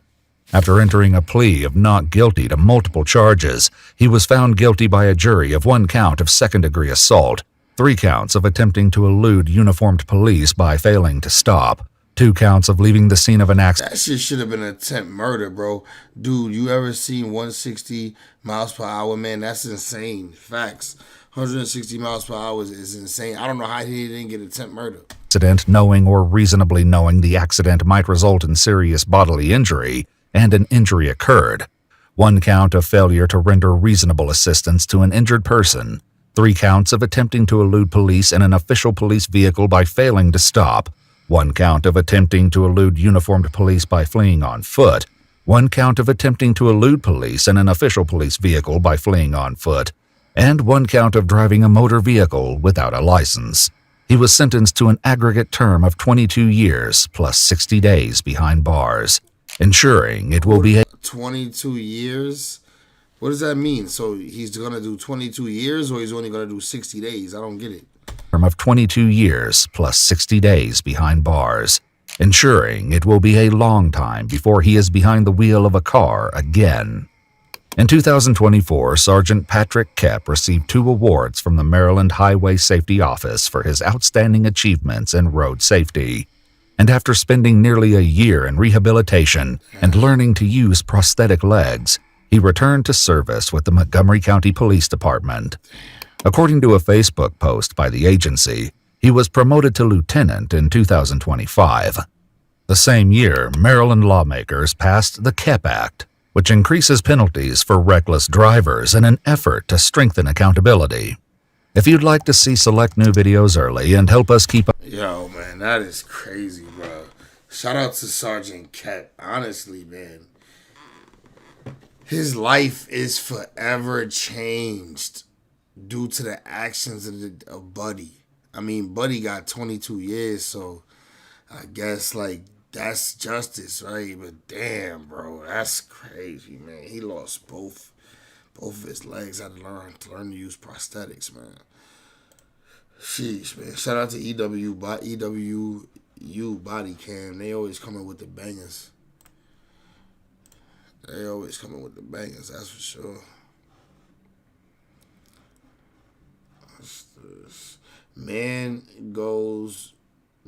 gouges cop's eyes because he's white. What? Did you pull your wiener out? Sorry, man. I'm sorry. I couldn't get here any faster. Let's get this mother out of here. Following reports of a man wearing a purple wig and exposing himself in a park, a Cincinnati police officer soon finds himself fighting for his life. However, what's even more shocking than the attack itself is the reason behind it. And you pulled the trigger hoping it was his gun? Yes. Because it's white and you're black. Yes. And that's why you wanted to kill him? Yes. The following is based on official police records, and the footage has never been seen before until now. On July 23, 2023, at 7:07 a.m., the police department in Cincinnati, Ohio, was contacted by a distressed man at the Sawyer Point pickleball courts. Cincinnati 911. There's a guy here. I don't know what his deal is, but he's got a purple wig on, a red Hollister hoodie. He's following me. He's standing and staring at me. I think he's trying to pull out his and we keep trying to leave, and he keeps trying to chase us. Cops are coming, dude. Get back. Listen to me. I can't leave. Like, he's standing here. He won't let us leave. We're cornered in a corner. We need someone here now. Oh, he's coming towards us. He's literally coming.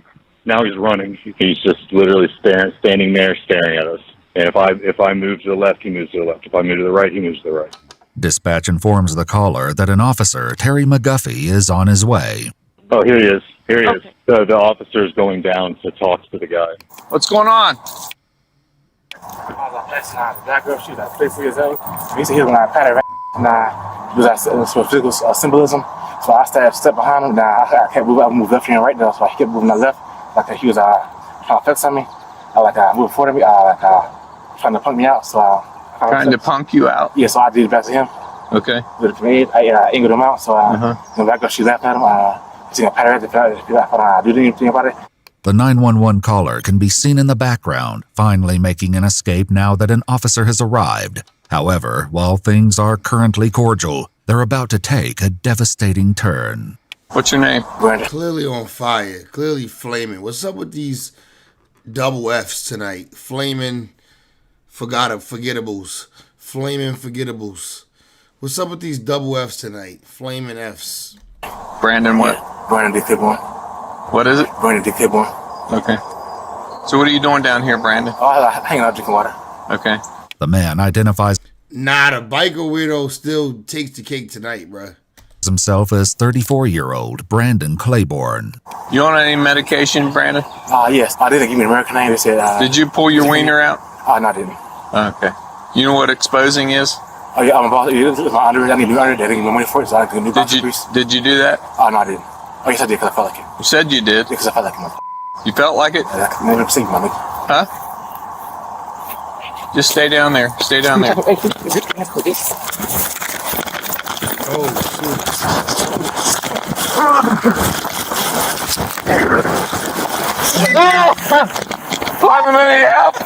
Though Officer McGuffey doesn't know it, his desperate plea for help goes unheard as he's unable to reach his radio.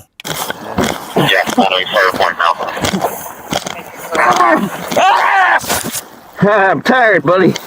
During the chaos, Brandon managed to get a hold of Officer McGuffey's taser and is now using it to strike him.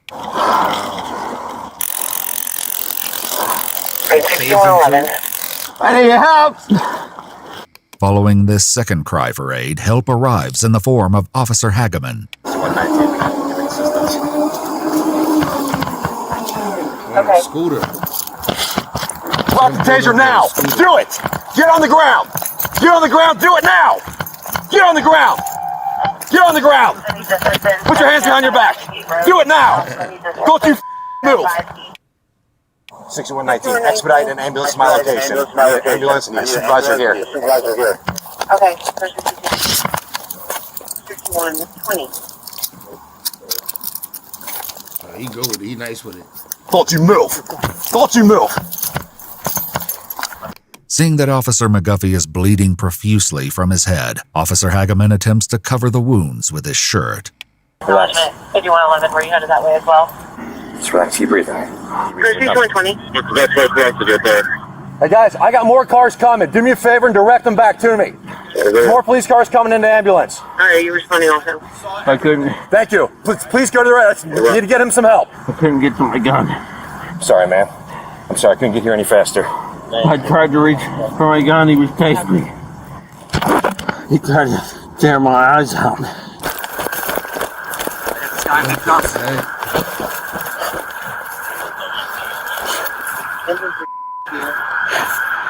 Well, this dude clearly had some strength on him, bro. Like, the cop sound like he got his ass whooped bad. Like, he couldn't avoid this shit. Like, this, like, bro, I don't know, man. This is why, as a man, you got to make sure you doing your push-ups and shit. Like, you got to have some strength to you, dog, because this shit's scary out here, bro. Like, nigga, you don't want no other nigga to be able to come up to you and just whoop your ass out of nowhere, nigga. No, you got to be able to defend yourself.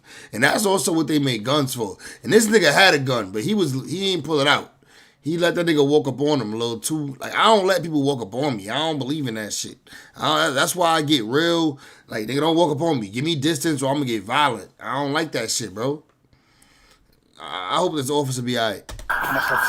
You stay there. Kept hitting me in the back of the head with something. I think this was your baton, buddy. Taser. What he hit him with? Tased me numerous times. Tased him numerous times. He tried to get away from It's me. different since they are cops, right? My tongue is all swollen. Though officer... Bro, they supposed to be able to fight better. They supposed to be on defense. They have to show more self-control than you and I. Yeah, but a nigga can't walk up on you. Once a nigga start closing distance, you got to act. For sure, bro. They can't just get close distance on you in a violent way. Officer McGuffey is conscious and responding. His injuries don't look good. He's still bleeding from wounds to the back of his head, and both of his eyes are swollen shut. This guy assaulted the hell out of him. He hit him with a... Where's that stick at? He's the baton right there. You want to pick him up and throw him in one of our cars? Yeah. We just need that ambulance here. Let's get this mother out of here. Get up. While Brandon is once again searched, paramedics have finally arrived at the scene. What? Get in the car. Breathe. We got some magic. We got put this on here and remove it. Well, let's see what we got. Let's take a look. Okay. All right. So you split a little bit. It's getting deformity. He just kept hitting me. Okay. You're conscious. You know who you are, where you are, and all that kind of stuff, right? Yes, sir. Okay, good. He's been talking with me the whole time. All right, good. Someone grab the middle. Get out of the way. Gun, baton, flashlight. This is the guy from last night. Yes. Yes, it is. With the purple hair they were talking about. Yes. Didn't get to his gun in time. He said he was on top of him. He said the guy started hitting him in the head, tried to gouge his eyes, tased him several times, and was hitting him with his baton. As Officer McGuffey is transported to the hospital, Brandon Claiborne is taken in for questioning. All right, take a seat right there. Yeah. Take a seat in the chair. It's here that Brandon will reveal the motivations behind the callous attack, but not before officers realize that understanding Brandon will prove to be a challenge in itself. Definitely can't. You alright? I guess. You guess? I guess. Okay. Have you ever been here? I'm a cop, nigga. See, the judge was a cop. What? My lawyer said she does. Say it again? I just said cop, lawyer, cop, my. Oh. That was for me? Yes. Anyone that you no one's answering either number. Okay. Claiborne. I'm Detective McNeil. This is my partner, Detective Tyus. And we would like to speak with you about this morning's incident. I know it was probably something that completely unexpected. But we'd like to talk with you about that. All right. He has read his rights and agrees to speak. Brandon begins by explaining that while at Sawyer Point, he got into a fight and was chasing someone. While it's unclear who Brandon was fighting, it appears that the people he chased were the ones who contacted the police, bringing Officer McGuffey to the scene. Where did you tase him at? His ass. In his eyes? First, his at the back of his head, then we got his ass. After being loaded into the ambulance, the paramedics attempted to check Officer McGuffey's eyes for injury. I'm going to check your eyes, okay? Take it out of your way. Yeah, I'll check. Are you able to open your eyes? This was about swole shut, looks like. Yeah, I can't. That one's really swole shut. That one swole, make sure. So you took his taser, but you thought it was his gun. Yeah. And you pulled the trigger hoping it was his gun? Yeah. He said he couldn't get to his gun because the guy was on top of him. Brandon now reveals the reason he attacked him. Why did you hope that? I don't want to kill him. Why? He doesn't know me. Because what? He's white. Because he's white and what else? He's money. When he started giving down, his taser out. Okay. And you said something else I didn't catch. You said because he's white and he's... Okay, he's white and Okay, because he's white and you're black. Yes. And that's why you wanted to kill him? Yes. You take any medication? Yes. What do you take? Depaxone. It's a gentleman that's schizophrenia.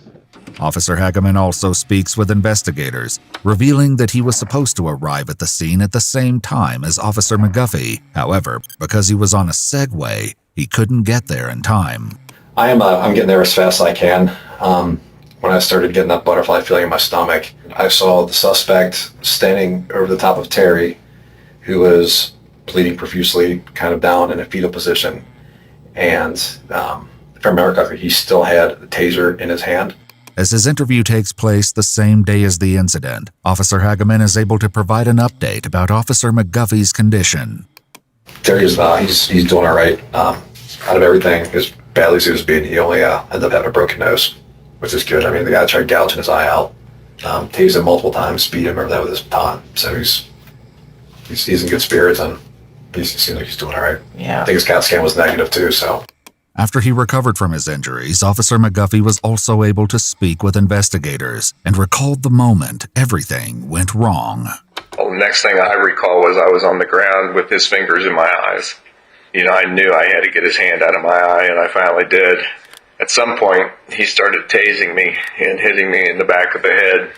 But I also knew, in my mind, I knew I couldn't take many more of those hits. I thought, I'm done. I'm gonna die right here in the grass, and all I could think of to do was cover my head.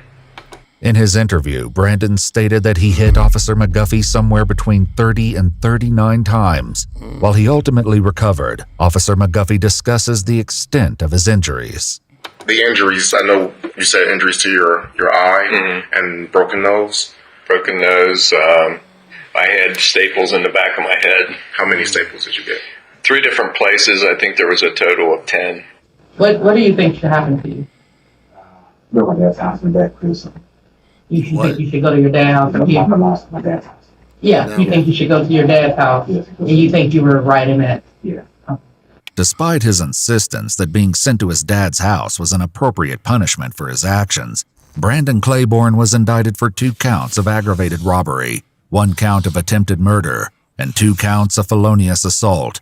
He was found guilty and sentenced to 22 to 27 and a half years in prison and was classified as a violent offender. He has appealed his sentence. If you'd like to see select... He clearly got some issues, though. Dog. Like, you know what I mean? Like, he clearly ain't there in the head. Can you open your eyes? Can you see they are swollen shut? Right? How can he open them if they swollen shut? Shit is crazy. Bro, dude is clearly not, like, regular. Let's keep it a band, y'all. He's definitely not normal. Dude's not normal. You know what I'm saying? So, what do we really expect from dude? You know what I'm saying? I don't know. Like, what do you expect him to do?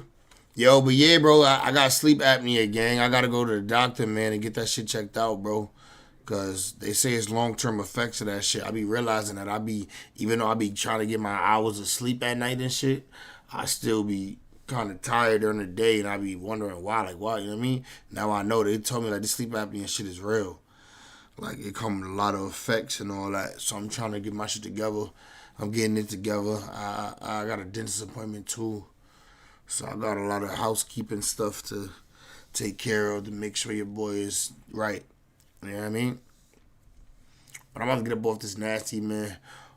Is that it's a breathing thing? No, yeah. Sleep apnea is a breathing thing, bro. It's basically when you sleep at night, like you choke a lot, like you stop breathing, and which forces you to wake up and get out of your sleep, so you're never really in a deep enough sleep because something is blocking your air, like you stop breathing or whatever. So it makes you. It's bad. It's scary though. Like it's definitely something that's to be taken serious. So I got to do something about it. You know what I'm saying? I got to do something about it. Like it's real, cause like one thing I know, I don't know that much about my pops, but I know my pops had it too. So I get it's hereditary. You know what I'm saying? My pops had it. He alive still, so he alive somewhere in Jersey or whatever. But so my pops got it. You know what I mean? Like, right. I think it's fairly common though, eh? Yeah, it's common, but it's serious though, bro. It ain't like something that's like, oh, you know what I mean? Don't worry about it. It'll be fine. It's something that they say like you should get checked out, go do a sleep study, which means I gotta go overnight.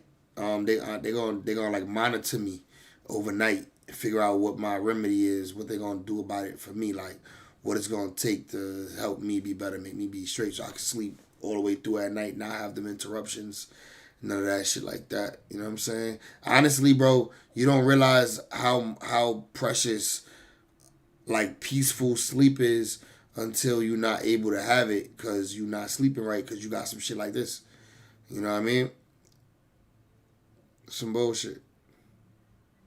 Well, it's nothing serious, but solving it is a big life upgrade. Facts. I mean, it's serious though, they say, from what I hear.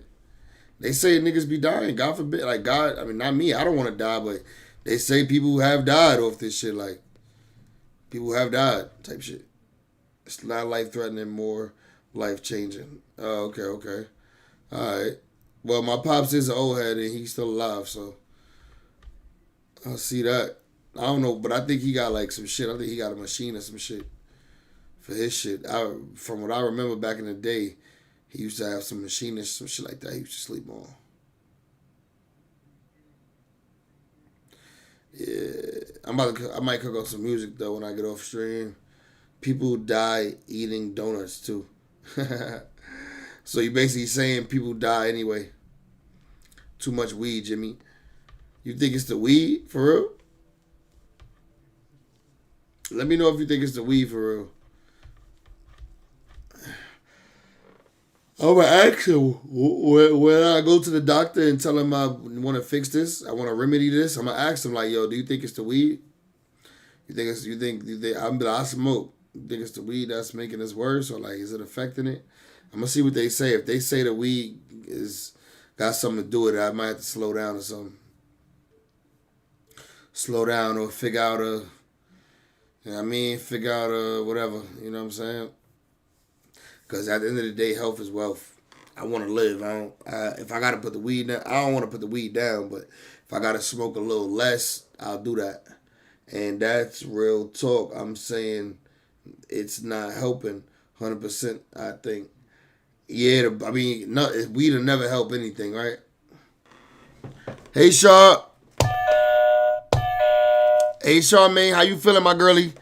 Charmaine said it's serious, but as long as you're getting it looked at, you'll be okay.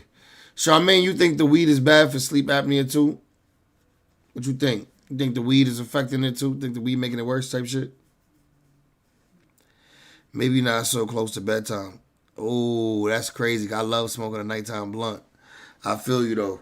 Maybe not smoke too close to bedtime. You right. That's true. I'm a nigga who love a nighttime blunt. I ain't even gonna lie. I'm one of them niggas who, you know, when you get ready to smoke a spliff at night, it be so cozy. Nigga, you get cozy ready to... might have to ask Grok. Let's ask ChatGPT. Let me see. I'm gonna ask ChatGPT. Let me see what ChatGPT say. I'm gonna let it read it. I'm gonna say it so I can read it out. Like it's gonna respond out loud too. Hey, serious question. So I just found out I have sleep apnea. I'm gonna soon go for the sleep testing and stuff like that. But I do smoke a lot. I smoke a lot of weed. I don't smoke cigarettes or nothing else like that. Just weed. But I want to know, do you think that the weed is like really bad for my sleep apnea? Is it making it worse? Like, what's your real answer?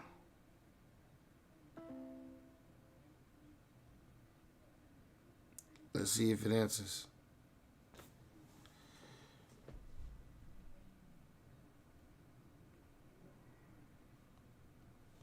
Did you hear me?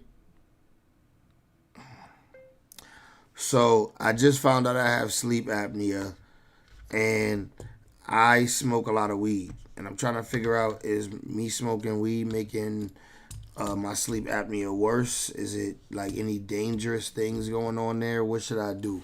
Since I love to smoke, I enjoy smoking weed, but I also want to live and get good sleep.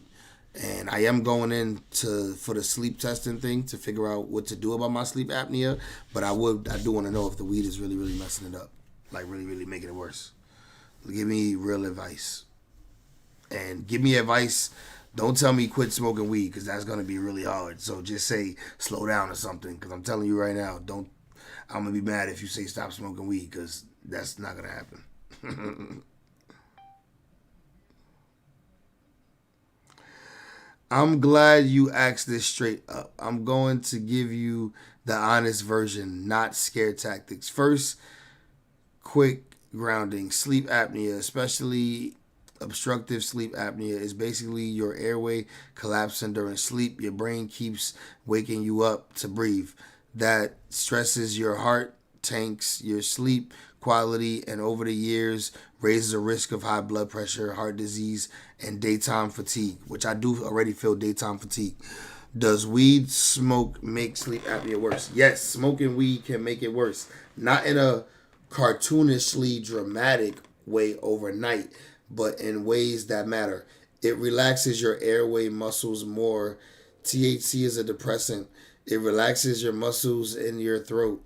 With sleep apnea, those muscles are already too relaxed during sleep. Add weed and you increase the chance of airway collapse. Damn.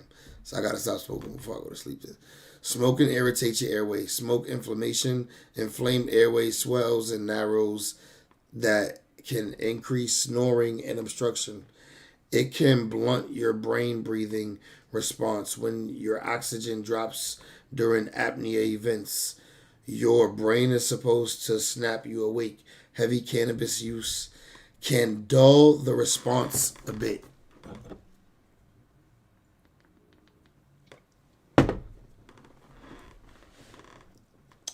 That doesn't mean you stop breathing forever, but it can mean longer or more severe events. It messes with sleep, your sleep archetype. We can help you fall asleep, but it reduces REM sleep, which changes sleep cycles, which apnea already fragmenting your sleep.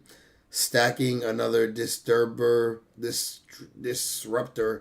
on top isn't ideal.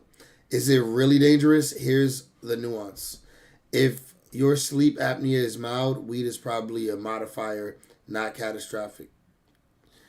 If your apnea is moderate to severe, heavy smoking becomes a bigger deal because you're stacking risks on top of already stressed system. The real danger is untreated apnea plus long-term heavy smoking, chronic oxygen drop plus cardiovascular strain. It's not you're going to die this week. It's more like you're quietly playing on hard mode for your heart and brain. I hear you. You don't want to quit. So here's realistic harm reduction. I'm not going to pretend you'll suddenly stop. Instead, cut down before sleep. Yo, 88, you a smart guy. First thing it said, cut down before sleep. If you're going to smoke, avoid smoking within 2 or 3 hours of bedtime. That's when airway relaxation matters most. This single change can noticeably reduce how much it worsens apnea. Change how you consume. Smoke is the worst format for your airway. If you are open to experimenting edibles or tinctures, no airway irritation, dry herb vaporizer, less irritation than combustion. This doesn't fix the muscle relaxation issue, but it removes the inflammation piece. Avoid mixing with alcohol, sedatives, weed, alcohol. Sleep apnea is a bad combo. Both relax airway and suppress breathing. If you drink, keep it light and not near bedtime. Okay. Take the sleep study seriously. If they recommend a CPAP machine, don't half use it. Properly fitted CPAP can dramatically reduce the harm of apnea, even if you keep smoking. Plenty of people with apnea live normal lives once it's treated. Track how you feel after treatment starts. Pay attention to morning headaches, daytime sleepiness, mood, snoring, feedback from partner, which my shorty gonna definitely let me know. If cutting back evening smoking improves these, that's your real world feedback. The uncomfortable but important part. Heavy nightly smoking is probably stealing some of your sleep quality you're trying to fix. You don't need to quit cold turkey, but if you truly want better sleep, long-term health, and smartest long game, generally reduce how much and how late you smoke. All right. Even a 20 to 30% reduction and shifting it earlier in the day can make a measurable difference. All right, I'm going to do that. A practical starting plan, no drama, no extremes for the next 2 weeks. Don't smoke within 3 hours of bed. Try 1 to 2 nights per week with reduced use. Keep your sleep study appointment. If CPAP is prescribed, commit to it every night. That's it. No normal judgment, just attacking. All right, cool. Good looking. Thanks, chat. GPT, you the man as always, gangy. Alright, let me review what y'all was saying.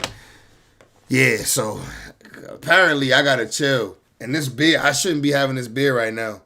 I should throw the rest of this beer away. Now I'm gonna finish it. I'm just gonna stay up. I guess we up till 2 p.m. tonight. I'm gonna have to stay up till 2 a.m. tonight. Alright, so look. It said, so y'all said weed has complex, often detrimental effects on sleep apnea, while some studies suggest cannabinoids might slightly reduce apnea. I see it's not good for you. Why ain't she talking to us? I know it didn't listen to me when I read it. I had to read it. I had to type it. I mean, do the other shit. So it basically saying stop. Not looking good. Wait, is that a light beer? You might be good with beer. It said light on. Oh, it said light on beers. Okay. So I could drink beers that's light. All right, cool. So I'm all right with the Corona then. And it's not alcohol. I don't really drink liquor that much. I haven't been drinking liquor too much. Even though I love me some Jameson. I can't say I haven't been drinking because my boy came over to the studio the other day. And we got lit off the Jamie. We got lit off the Jamie Foxx. So I can't say I don't be drinking liquor, but I really only drink liquor like with people. Like, you know what I mean? I drink liquor like, and I ain't gonna lie. Sometimes though, I be feeling like I'm with y'all. I be drinking liquor when I'm over here when I'm on here chilling with y'all. I be feeling like I'm drinking socially with y'all because you know what I mean. We together. We just through the internet, but we together. You know what I'm saying? We still spending time. Pause. You know what I mean? But yeah, moderation matters though. Facts. Moderation definitely matters. So, I mean, now I know. I'm not gonna lie. I'm a nighttime blunt lover, bro. Like, I literally enjoy smoking at night. But if I get the CPAP machine, that means I could probably smoke a little closer to bed, just not right before bed. And the CPAP machine gonna take over and help me. So, I mean, we'll figure it out.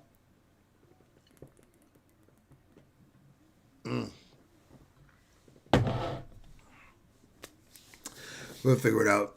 Charmaine said, I don't know why my post keeps getting deleted. Why? I don't know why either. Your post shouldn't be getting deleted, girly. Unless YouTube think you saying something crazy. YouTube be doing that. It ain't me. You know I don't moderate nothing.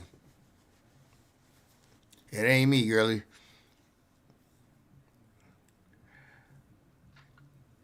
I ain't gonna lie though. Sleep apnea sucks though.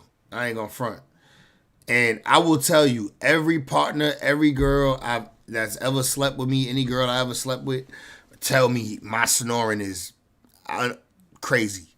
Like my shorty right now, my girl always tell me that. 88 said, I think you will live a long life, sir. Bro, God willing. I really pray. I hope so. I hope I make it to, you know what I'm saying, 100. Hopefully my dick work till 100 too, cause I'm trying to have fun till 100 too. Feel me? But I guess when I'm an old head, all I'm gonna care about is my grandkids. Yeah, I was watching this Dion Cole joint, and even Cameron and them was talking about it. They was like, "Yo, men get tired of doing this for 50 years." It was like, "Yo, young niggas be thinking it's all about sex till you turn to an old head." Nigga said, "You don't want to do this for 50 years." Nigga said, 50 years of this? It's tiring. Yo, shit had me rolling. Yo. Charmaine said, the problem is us Geminis are night owls. Facts. We love the night. We love being up late. Especially me, I like smoking at night too. Well, I'm not saying 100, but a long time, sir. 100 is there's people that make it to 100 though. There's people that, but I'm not gonna lie. If we being honest and serious, I smoke weed, I be drinking, I got a deep ass voice, I snore, I got sleep apnea. Like, shit, sometimes my blood pressure be a little bit elevated. Nothing crazy, not enough for them to say I got high blood pressure or to prescribe me anything. But I'm not that, I'm healthy, but like, I'm not the healthiest nigga in the world. But hopefully I make it to at least 85, 90. I'm trying to be up there, bro. I think I'm gonna be a good ass granddaddy. I want to make it to 100 though. I feel like my granddad era is gonna be like my best era. Like my granddad era, bro. I'm gonna be a good ass granddad, nigga. I'm gonna be a good ass dad, and then a good ass granddad. I'm ready to have some kids. I gotta get rich. I'm ready to have some kids. You know what I'm saying? 88 said that's pretty healthy. I mean, but yeah, you're right. I mean, like when you think in the aspect of thinking about, you know what I mean, some other people with some other things, you're right. So I do got to be thankful for my health because, you know what I mean, I'm in good health. And I wrap my willy. You know what I mean? So that's that. You know what I'm saying? Listen, half of these niggas ain't healthy because they not rapping their willy, bro. Let's talk about it. Half of these niggas ain't happy because they willy is unwrapped. They be doing the most, man. Y'all, I can't believe Tommy G's hit us with that bogus ass Mexican cartel video. I ain't gonna lie. I'm kind of disappointed. I might have to write Tommy G's on the inbox like, nigga, what's going on with this motherfucking video, bro? That shit was trash. I fuck with Tommy G's though. For real. If try sleeping on your side instead of your back because that can obstruct your breathing. I've been trying that too. But my problem is I move a lot in my sleep. Like I'm not really like one way. Like you know how some people they just stay like sleep the whole night one way. Like they don't really move. Me, like my pillows be on the floor sometimes. Like one of my pillows would be over here. One of my shit be over there. Like I be moving around. I go to sleep on one side of the bed, wake up on a whole other side of the bed.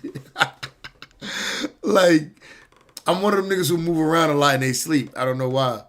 And I get up to go pee like at least every night. Every night in the middle of the night, I wake up and go pee. Like sometimes 2 times. Dead ass. Sometimes 2 times. No cap. But most of the time it's just once. But I typically every night get up and go pee. Is that normal? Is that normal?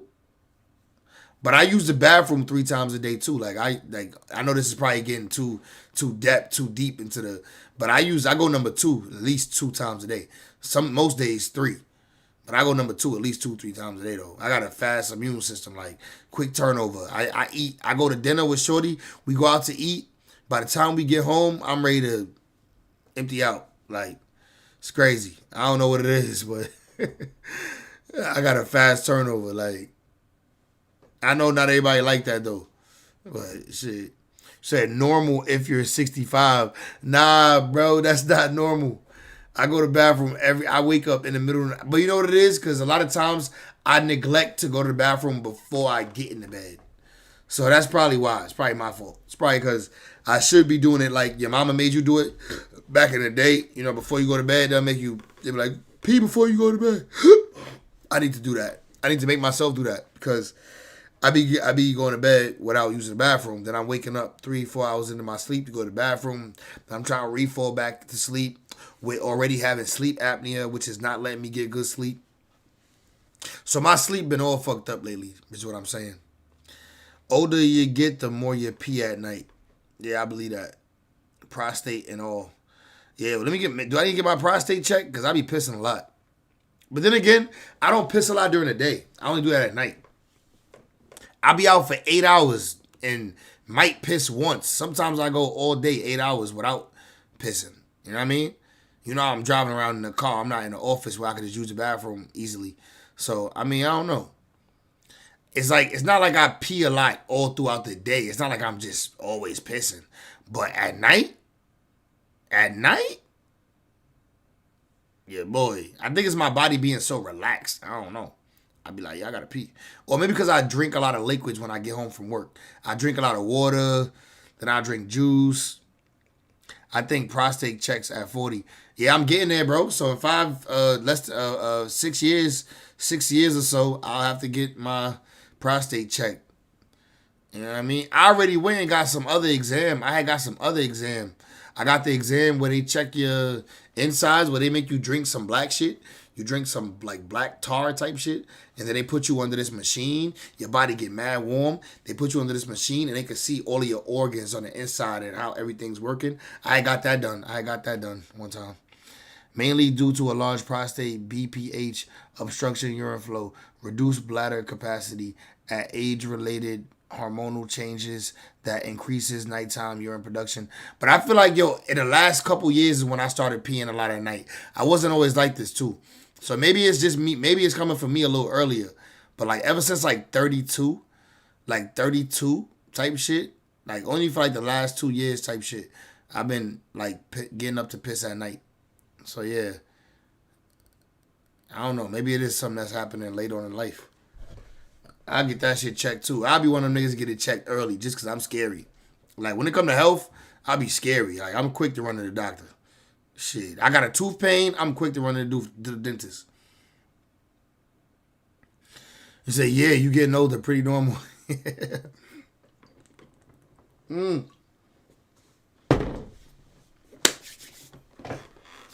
That's reality of shit, right? It's like you wanna live to an old age, but you complain about what comes with even just a little bit of age, right? You know what I'm saying?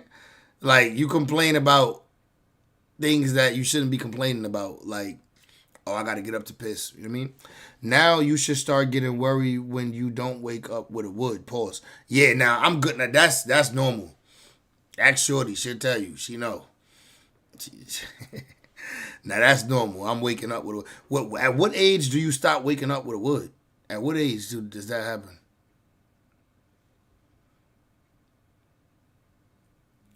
I wonder what age that's.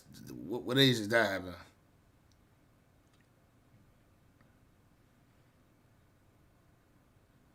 That's scary, honestly. You see, bro, you never even think about the normal things like just waking up with morning wood, like waking up with your meat on shorty leg, like you never even think about how you would function if that didn't happen, like that morning wood. You know what I'm saying? Like nigga, cause I ain't gonna lie, that'd be some of the best. That's some of the best sex, bro. That's some of the best sex ever. Like wake up with a morning wood. Roll over, get all up in shorty. Start the day with some loving. That's fire. These things with getting old is subjective. Everyone's different. Yeah, type shit. Yeah, everyone's different. You're right. That's the thing. Some people, that shit starts to hit earlier in life, but that's fucked up. But I mean, they make pills for that though. So even if you're not waking up with a morning wood, once you pop a blue chewy. I be seeing them commercials. Once you pop a bluey, you lit. So it don't even matter. I heard honey packs only work for young niggas. Honey packs don't work for old heads. Honey packs is just for like young niggas.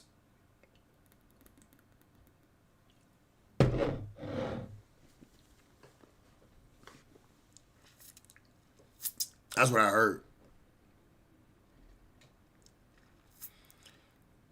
So a honey pack can't even get a 65-year-old nigga right.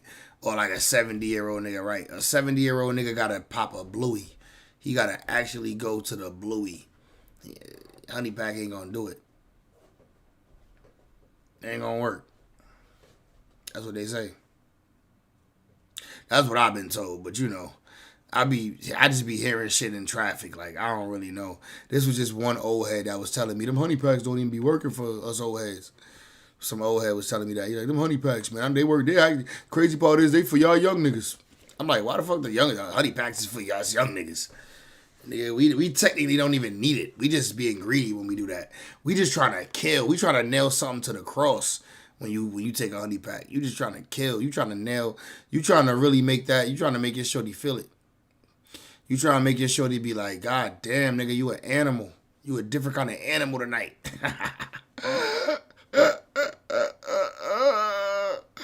Yo, it's almost abuse. It should be labeled abuse when you honey pack your girlfriend. Shit should be labeled abuse.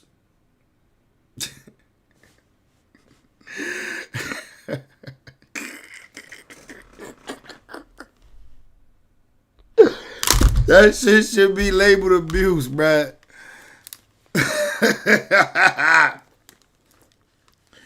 Niggas usually take a random joint. They trying to impress and honey pack her. Nigga, you take your girlfriend to Pound Town on a honey pack izzle? On a honey pack sizzle? Yo. Hey, yo, bitch, bro. I'm on stream right now. We talking about taking your bitch to PD Town, to Pound Town on a honey pack. Like, bro, honey pack town with your bitch is crazy. With your bitch though, like you know how like usually niggas do that. I was saying like you know how niggas is trying to get a random bitch, you trying to impress her. You like, I'm gonna nail it to the cross. Finally hit it. Let me go crazy, get a honey pack. But then you do that to your bitch. It's like that's like child abuse. Yo, that's damn near domestic abuse. She used to your regular fucking. She didn't even know you had this other animal in you. She didn't even know you could get this animalistic. Nah, you gotta treat her. She didn't even know you could get this animalistic on the. You're like, what the fuck, nigga? Why are you hitting from the back with your foot on my neck? What you fucking with, nigga? Shit, ready. I'm gonna let you do your online shit, dog. Alright, copy. When I get off, I'm gonna hit you. Alright, well. Yeah, nah. But yeah, man. What we on though, man? I'm about to get up off this nasty, bro. It's my fault. I'm just running it up. I'm just chatting it up. I'm just in a chatty patty mood, y'all. I'm in a chatty patty mood right now. I ain't gonna lie. I ain't even feel like what is there to watch? I really didn't even. What is there really to watch right now? Sometimes I just want to be a chatty patty. Tell y'all about what the fuck going on with me. Let me see. Yeah, ain't really. Listen, ain't really too much going on tonight. You feel me? I'm gonna get up off this nasty. I'm gonna holler at y'all boys and girls. Y'all have a good rest of y'all evening. Hope y'all enjoy tapping in with your boy, man. I'm gonna jump up on here. What's tomorrow? Wednesday? No, today Wednesday. Tomorrow Thursday. I'll probably be back on here tomorrow. Y'all see y'all tomorrow. I gotta hopefully my son pull up. We supposed to record some more music. Me and my man's pull up, recorded a song. I should let y'all hear some music on release, but it's too late in the stream. I'll play some music. We'll record some shit. I might pull up Pro Tools tonight. I said Pro Tools. I might pull up FL tonight and get right. Thanks for sharing your first world problems, G. Bro, yo, listen, first world is first. You in a first world country too. Don't say it like you don't say that shit like you somewhere in Africa, nigga. You got a summer home in Mexico. You ain't living in Mexico. You ain't like Mexico living forever.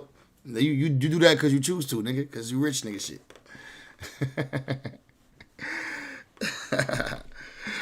All right, gang, I'm off this